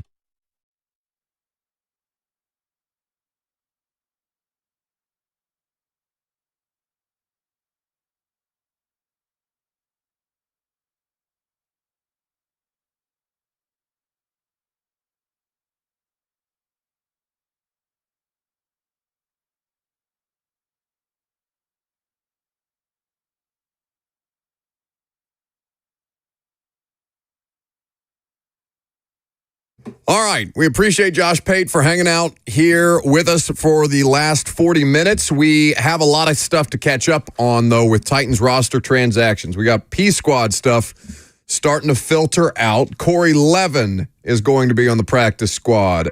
Mason Kinsey, defensive end Khalid Duke, cornerback Gabe Judy Lally, and Bryce Oliver, if he clears waivers, is expected to be back on the Titans practice squad. Isaiah Aiton also expected back if he clears waivers. Did you see how many waiver claims the Panthers put in? They've got the number 1 overall waiver claim in the order. Titans are 7th. 5 different players they submitted claims on. Titans claimed 2, and you heard Lucas mention the defensive end and cornerback that the Titans are added to their roster off the waiver claim process, in Ali Gay and Julius Woods. Matt Jackson apparently going to sign with the Jags practice squad, potentially an active roster player for them. And it goes into a couple of different things that we're already talking about. Think about if you're a Panthers player that made the back end of their roster.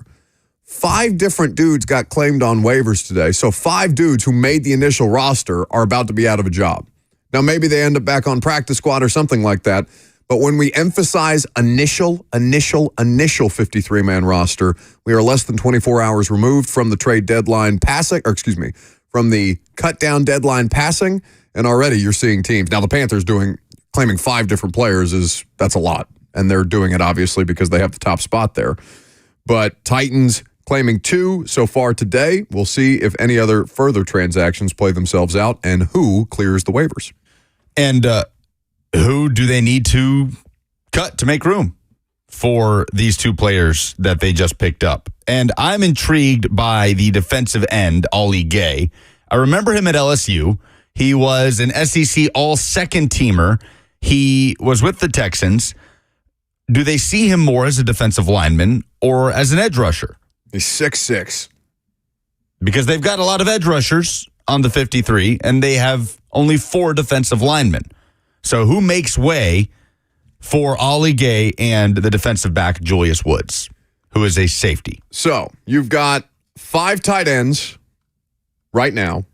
You've got lighter numbers at the defensive line and the cornerback spot. The Ernest Jones trade has not yet been made official. So you have a situation where you have 6 off-ball linebackers currently, though Ernest Jones would make it 7. And then with the wide receivers, 6 wide receivers right now, 3 running backs, 2 quarterbacks. You have a total of 9 offensive linemen and 5 outside linebackers. They kept both Weaver and Murphy. Are Weaver and Murphy here?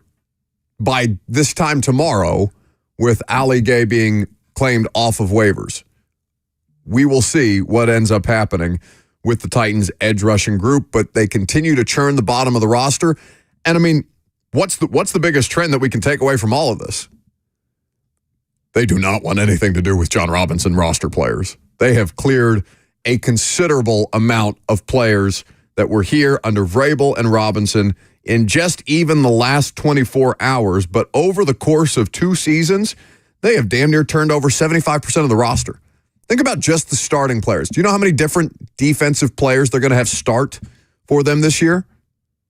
7 out of the 11 guys that were playing for this team, starting in meaningful roles, top-line type of roles for the Titans, 7 players they've turned over. Quandre Diggs, L'Jarius Sneed, Cheeto Awuzie, Tavondre Sweat, Sebastian Joseph Day, Kenneth Murray, and now you have a situation with Ernest Jones Jr., Ernest Jones IV, who is not yet officially traded to the Titans, but expects to be a starting top-line type of player should the transaction go through, should the physical be cleared, and everything be copacetic there. Yeah, the roster was really bad. The roster was really bad. So, yes, and that's why they hired Rand Carthon, right, to fix a roster that led to, I get the math, 13 wins in the last 2 years. Yes. Because it's not just to me about Rand. I'd be curious to know Anthony Robinson's role in churning some of these players, Chad Brinker's role in how the data, ultimately they were able to determine what the new look scouting system or how it marries with the scouts that they currently have and how the different applications of the numerical data that they have at their disposal helped alter some of their decisions, how that kind of ran up against players that they have already on the roster, and whether or not, Lucas, we're talking about guys, so players that are still on the roster that are John Robinson draft picks. We're running out of them pretty quickly. Roger McCreary is about as safe a player. He's the only top 100 player in the last 3 drafts of John Robinson to turn out and be viable. You could count Elijah Molden, I guess. He was a 100th overall pick in the 3rd round. He's a compensatory pick. But I don't know how viable Elijah Molden has actually been for as much time as he's missed. Yeah, I mean, who do we look at of John Robinson's draft picks other than Jeffrey Simmons, Harold Landry, and Roger McCreary as foundational players for this era of the Titans? I think a lot of people would have said Chigakonkwo could have been one. But I don't know that 5 tight ends necessarily bodes well for Chig. Yeah. Amani Hooker obviously is a part of that list as Amani Hooker absolutely belongs on that list. But again, the availability since he's gotten the contract extension has been in question, though he did play a good amount of football last year and played well in his return. So let's talk about the guys that you didn't list. Rashad Weaver. How safe is Rashad Weaver beyond the initial 53-man roster? Yeah, I don't look at Rashad Weaver as a fundamental piece of this roster. Do you look at Chigakonkwo as a fundamental piece of this roster? No. I don't. It's hard for me to say that about a tight end in general because the Bengals haven't really treated any singular player at tight end like that in the last 4 years when Brian Callahan was the offensive coordinator the last 5 years. So it's hard for me to say that about any tight end at the moment, much less one that was not brought in by this administration. Sure. So Wiley was drafted when Mike Vrabel was here, but not drafted by John Robinson. That was a part of Rand Carthon and Mike Vrabel's first draft together. Chig was a part of John's last draft class, and there would be a market, one would imagine, for Chigakonkwo. I'm curious to see whether the numbers that we're talking about at tight end are actually impacted, if there's not yet more surprises at the tight end position, because I think if you're a player that was brought in under the previous administration, front office or coaching staff, you're on notice that they're cleaning house in a big way.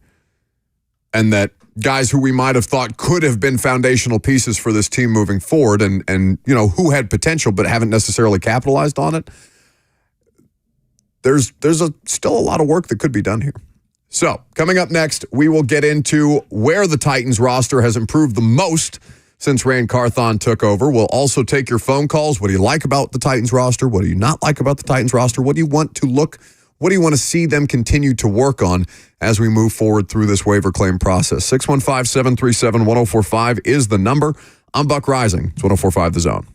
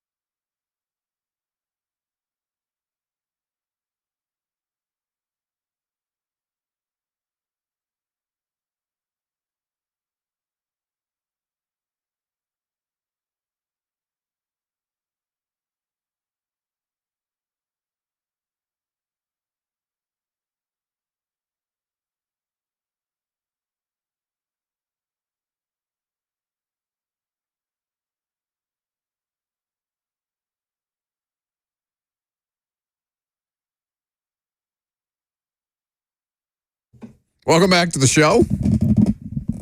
We're fueled by Hattie B's hot chicken. Doesn't feel very Italiano, but I suppose that's just to keep Lucas satiated. We haven't had any international competition from time to time. Do you just request to hear this song? I asked Jackson to put it in when the Euros were happening and they were getting fired up in the group stage. And this is essentially an Italian theme song of sorts that came out in the 80s. But so I always chuckle when he comes back with it now. So at this point, we're in the middle of roster cut stuff. Roster cut deadline passes. Waiver claim process started. Teams have already made waiver claims. You can see, in fact, the full list of waiver claims made by teams today, including players claimed from the Titans waivers that would have gone to other teams. For example, Hassan Haskins going to the Los Angeles Chargers, safety Matt Jackson going to the Jacksonville Jags. So a couple of different moving pieces and parts there.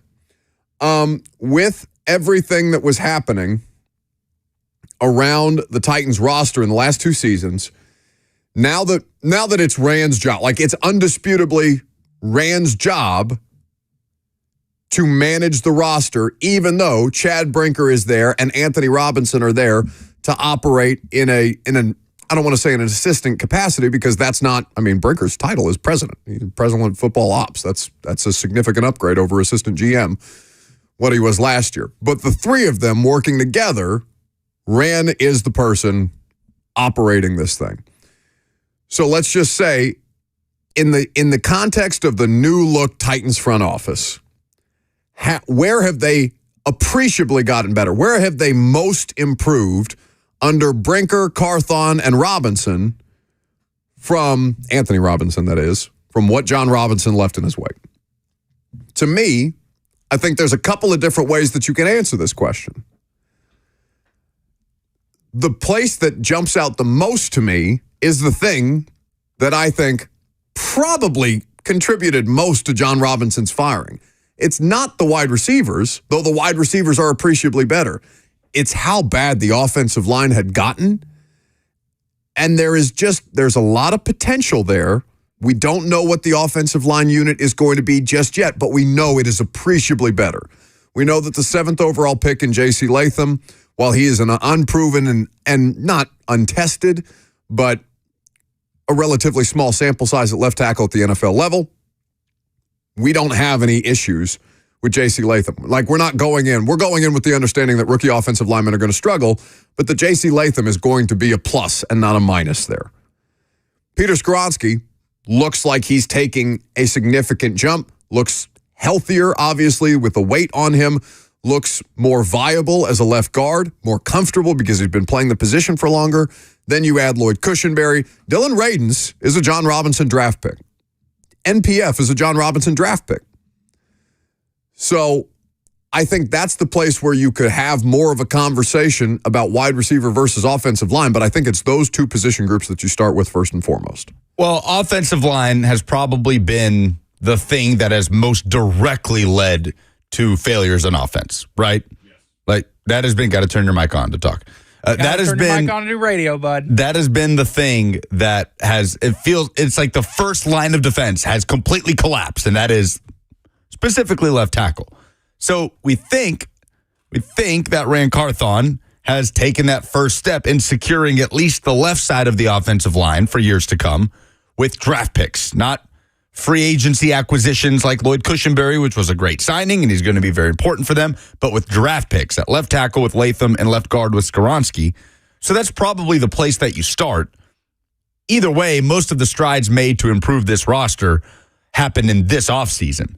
So are we weighing the draft picks differently than we're weighing the free agency acquisitions? Because they did a lot at wide receiver. They did a lot at cornerback. But how much do we kind of balance that out? Or does the offensive line part of it hold more weight because those are two draft picks that could be a solution to the left side of the line for years to come? I think it's twofold there. One, draft picks matter more to me. Draft picks are more sustainable to me than our free agent acquisitions. Do we expect Calvin Ridley and L'Jarius Sneed to see all 4 years of their Titans deals? Probably not. By percentage chance, probably not. Doesn't mean that they can't be good in the couple of years while they're here. I mean, doesn't mean that they can't be viable beyond the contracts that they're on. We don't know how that's going to play out, but by percentage chance, you're probably not going to see the full life of that deal. The draft picks in Skoronski and Latham project stability for years to come, and not just, hey, we need to go out there and buy a roster. They went out and basically bought a roster this year. I'm always going to give more weight to draft picks, and I'm going to give more weight to viable offensive line selections because, one, it has never been harder to find competent offensive line play than it is in the NFL right now through the draft process. And I don't know about Latham yet. We feel like we have an idea of what Latham is going to be.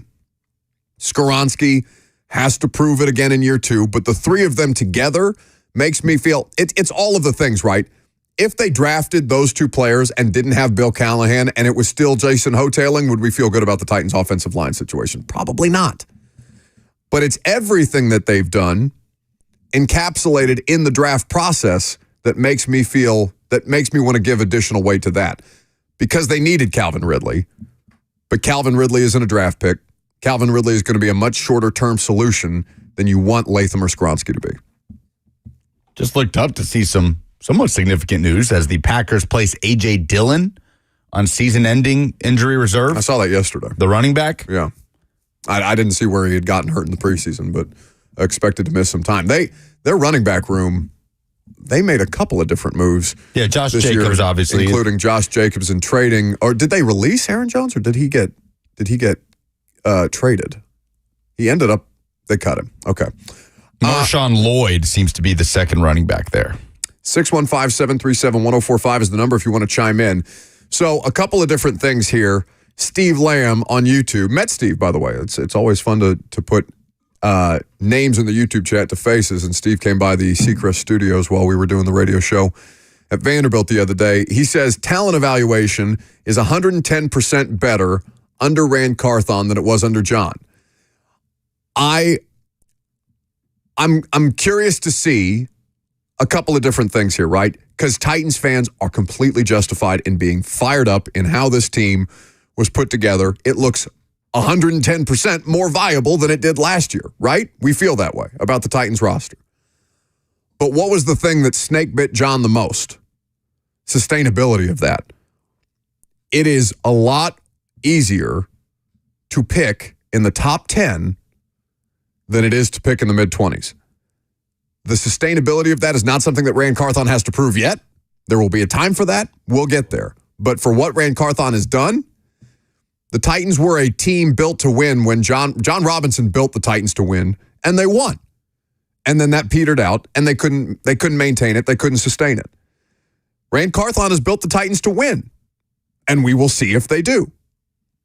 Beyond that, I can't definitively say that when you have such an advantage in draft position and in the finances. When did John Robinson ever have $100 million to spend in free agency this way? That was the rookie quarterback contract helps a lot there, and they did have Marcus's contract to work around and Tannehill on a cost-effective deal, but that didn't last that long. So while I understand the point that Steve is trying to make, I just think it's too soon to make any kind of widespread observations on the career of one person versus the first 2 years of another. But it's why it's going to be really important to keep a close eye on those Rand Carthon draft picks, even though they may not be front and center this season. Like Jaquan Jackson's not this team's starting slot receiver, but Jaquan Jackson is very important to this team because that's a Rand Carthon draft pick. Mm-hmm. So the second-year guys are obviously critical. Tyjae Spears, Peter Skoronski, and Will Levis could end up with the same timeline in getting their second contract in the NFL as some of these big free agency contracts the Titans have just given out are starting to expire. And the rookie class that's here, Jarvis Brownlee Jr., can he be the future at cornerback for the Titans? Like when L'Jarius Sneed's time here is up and he's getting into his 30s and that big contract they gave him after the trade is starting to reach its end, will Jarvis Brownlee be good enough to pay him and keep him here and feel good about that? So that's going to be as critical a component as any this season for the foundation moving forward, even if it may not contribute to wins and losses directly this year. No, but I think if it was ever going to directly contribute to wins and losses this year, it would be, if it was ever going to directly contribute to wins and losses, it would be in the immediate. Because that was the thing that set them over the top, right? They spent a couple of years putting together that 2019 roster, and then what put them over the top? We talked about this yesterday. They hit on damn near every draft pick in that draft. So that is set. Detroit is another great example of that. Detroit's draft class last year had contributors at every level, whether it was Laporta or the running back, like all the inside linebacker, Jack Campbell, like all these guys got out on the field right away and played meaningful roles right away. Rookie classes have such an influence on determining the failures or success of a team that year because you already have the roster built in place. And if you have viable depth that can ultimately take over, like finding David Long after having Jayon Brown, that was a good move. You have to be able to supplement that way and find cost-effective talent. And we haven't gotten to that point in Rand's career yet. We haven't had to. Rand is just in the process of building this team in his image. And so for the immediate results, I think it's going to be I think there's always more positive results on the front end of this when you get to be the person and say, all right, reset the board. And then after that becomes a lot more complicated. But for right now, this is absolutely 10 times a more viable team than it was the last two seasons. Well, what was a huge reason why the LA Rams were able to bounce back from a dreadful 2022 and become a playoff team again in 2023 and win double-digit games? The rookie class was huge last year. Puka Nacua, this fifth-round receiver out of BYU, right, that sets records as a rookie. Byron Young as a pass rusher. So if the Titans can get those type of contributions from Jaquan Jackson in the punt return game, from Jalen Harrell as a seventh-round edge rusher in his rookie year, from J.C. Latham, their left tackle, that feels like the thing that could really elevate them this year. If we're talking about them being meaningfully competitive, then the rookies have to perform. They have to have hit on the draft class as much as the free agency class. 615-737-1045 is the number if you want to jump in. Let's start with Kyle up first. Hey, guys. Sorry I missed the first 2 hours of the show, so I might repeat some of the stuff you've already said. I've been working on this hot sun, a little delirious. Be safe, hydrate. Please forgive me. Please forgive me for missing the show. I never miss it. Okay. You're forgiven. Okay. I got to give it to Amy. I know y'all said Mike Vrabel and John Robinson never really got the money to spend over $100 million. Well, they blew it. Beasley, Clowney, Julio, bad draft picks. I mean, she was done with them, basically. And Rand, I cannot be more proud of that man. He has done so well. He's even posted on Twitter, how do you like me now? Or are you not entertained and everything? Well, no, wait, that's not it. That's not his. Not Rand. Definitely not his Twitter. Definitely not his Twitter account. Well, I just skimmed through it. So, like I said, I'm delirious. But even though our buddy Jared won't give Rand any kind of credit, he talked all day about how it was a great trade we made yesterday, but never once said, good job, Rand. But, yeah, I love this defense. That's where I'm going. This defense is stacked. We don't have any weaknesses. The only thing I can say is over the middle of the field, our linebackers are a little stiff, so they're going to get a little beat. But, it's my style of defense personally. You attack, you hit the quarterback. Thank you for the call, Kyle. We appreciate it. You are forgiven for missing the first 2 hours. You are not forgiven, however, for exceeding a minute because that is when you get the Oscars music, as you well know. So, I understand his point about Rand Carthon and their front office because it's not just Rand. It's the entire staff that Rand and the rest of them have built up under Rand, right, over the course of the past 2 years. And to their credit, we talked about this. They gave a lot of John Robinson staffers the opportunity to earn additional opportunities with the Titans organization under Carthon and Brinker and Robinson. So it's a collective effort, and they have done well with the resources provided to them. Now it's incumbent upon the coaching staff to take that and run with it and see how much more needs to be built upon and how they can best go about building it. Because it's still, while this year's team is largely formed, right? We're still working through the back end of the roster and the waiver claim stuff. And they continue to stay aggressive and make trades. They have the resources to do it. And thus far, on paper, it all looks kosher. I don't know what their moments of adversity are going to be. I don't know how they're going to handle them when they get there. That's as big a curiosity and as big a fascination as this season has in a year that's, I don't know, this is setting up to be a fun year for a variety of different reasons because you have a bunch of things that you're keeping an eye on that you're not yet counting on, right? You don't know whether you can count on for the foreseeable future Will Levis, but you're getting ready to find out. You don't know if you can count on Treylon Burks for the foreseeable future, but you're about to find out. Brian Callahan, Rand Carthon, and his staff, they're earning your trust throughout the course of this process, and now they have to pay you off with wins in the regular season that ultimately keep this team competing for a postseason spot, competing for AFC South titles, and beyond that, because that's the owner's expectation. And you're correct. Amy Adams Strunk was not happy with the idea that when resources were spent, whether it's Julio, whether it's Clowney, whether it's Beasley, because there were some bad free agency deals in the middle of that too, not just the draft process that led this thing to denigrate the way that it did. Yeah, if you waste ownership's money, they're going to have a shorter fuse with you than they might have at the start when you nailed your draft picks. Trey is up next.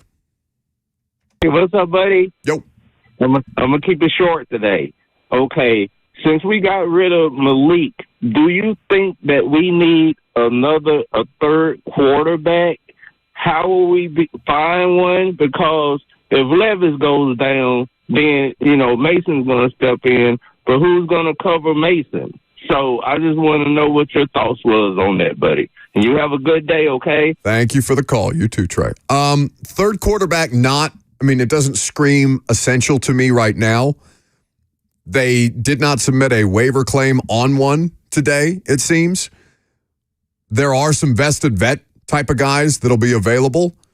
Doesn't mean that you can't consider them for your practice squad.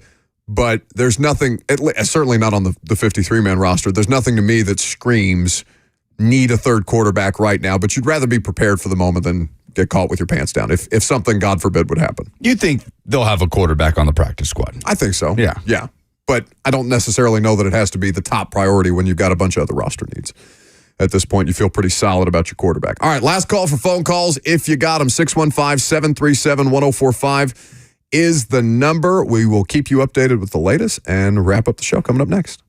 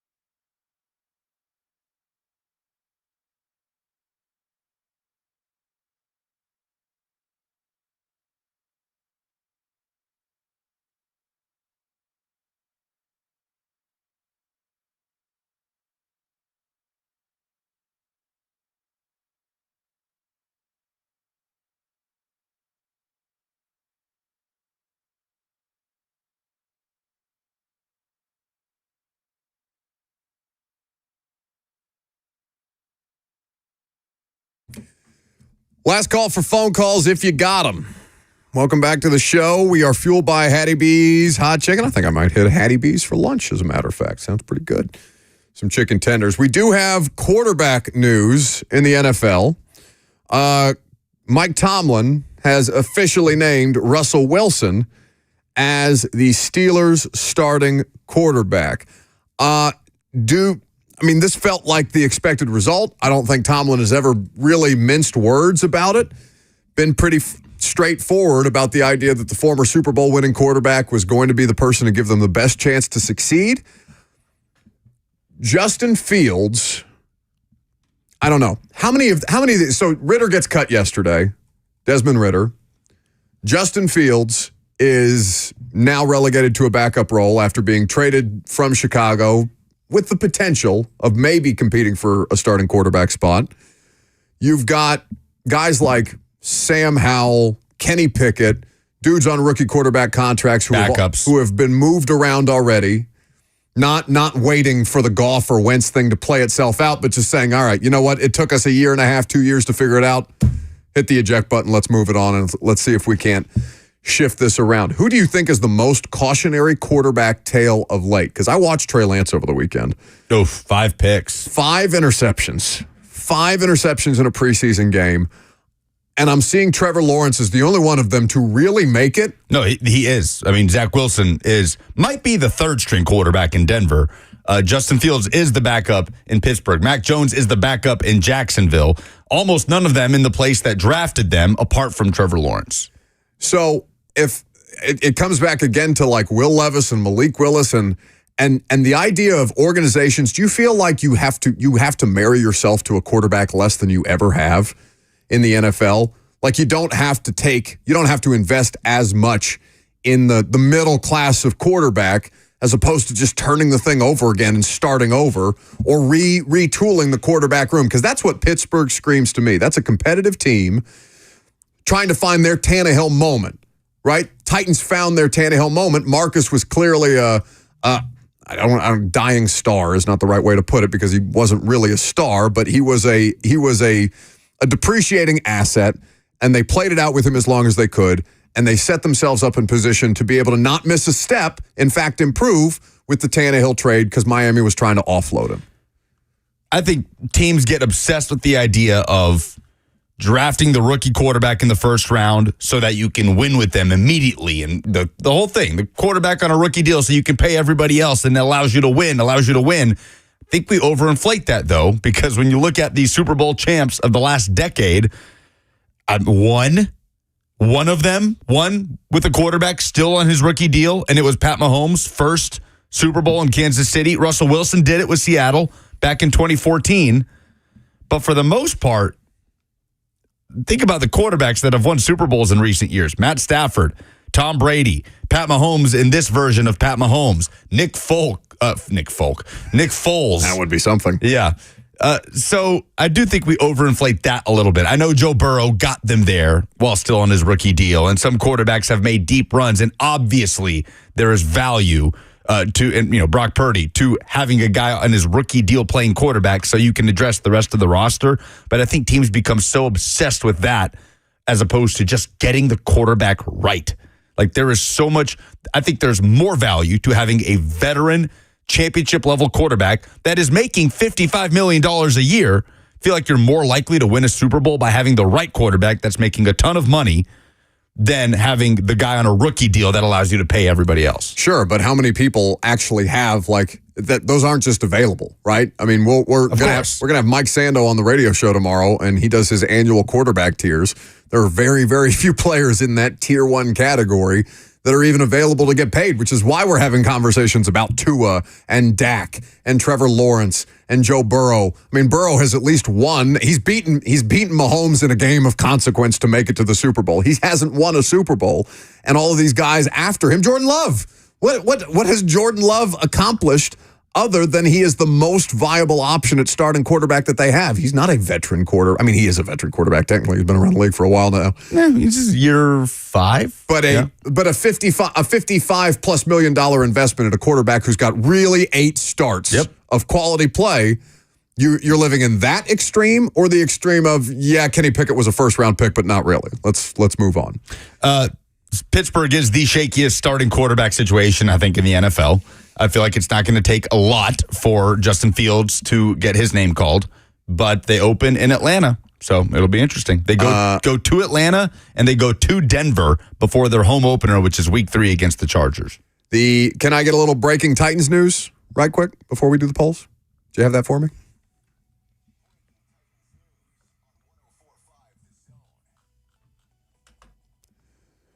Titans are releasing Rashad Weaver. According to multiple reports, it looks like Teron Davenport had that first. So that would be either a corresponding move from the acquisition that they just made off waivers. Caleb Murphy over Rashad Weaver. That is, I think, going to be surprising to some people, but there was not such a great separation between them to where I don't think they're interchangeable entirely, but there are a lot of interchangeable things about those two players. Yeah, well, we'll see if Weaver makes the 53-man roster for Week 1. They did just bring in a defensive end. I'm sorry. We'll see if Murphy makes it for Week 1. They just signed a defensive end that could play outside line. But we'll see. But yeah, the Rashad Weaver era is over. That's another J-Rob draft. I was just getting ready to say the John Robinson era is being swept out the door with great haste. Quick phone call. Boyson up first. Hey, in the game on Sunday, the QB was standing on the sideline, and he jumps up in the air, spreads his legs wide, and then grasps his toes on each leg. It was a pretty amazing move, and we wondered if anybody else had seen that. Is he just marveling at Will Levis's flexibility? Was it Levis? I have no idea. I don't know. He just said the QB. Potentially. I did not see it. No. Anyway, that's great. I can barely touch my toes.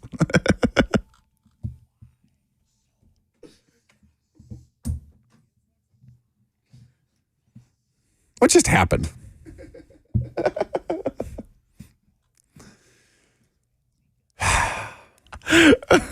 I really thought it was going in a much worse direction, if I'm being honest with you. I had no idea where we were headed with that. I love that from him. He just said, just want to see if somebody else saw that. Is anybody else? Yeah. That was impressive. I mean, we answered the question. No. Polls are presented by Two Rivers Ford, the South's most trusted Ford dealer. Couldn't land the plane today, could we? We just couldn't get through it cleanly, could we? What's the dumbest thing in sports this week? Mike Titan says the Browns, thinking they can get a team to trade for one of their spare quarterbacks. Well, I understand.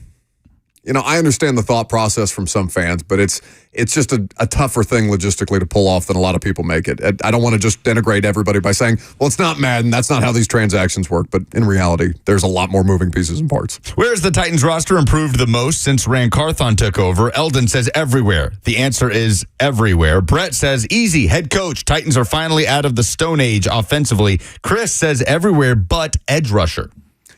Vrabel's going to get blamed for that a lot, and I think most of the criticism is fair, but a lot is going to change just because Derrick Henry's not here anymore, and I don't think people are talking about that enough because he is a sacred cow, and I get it.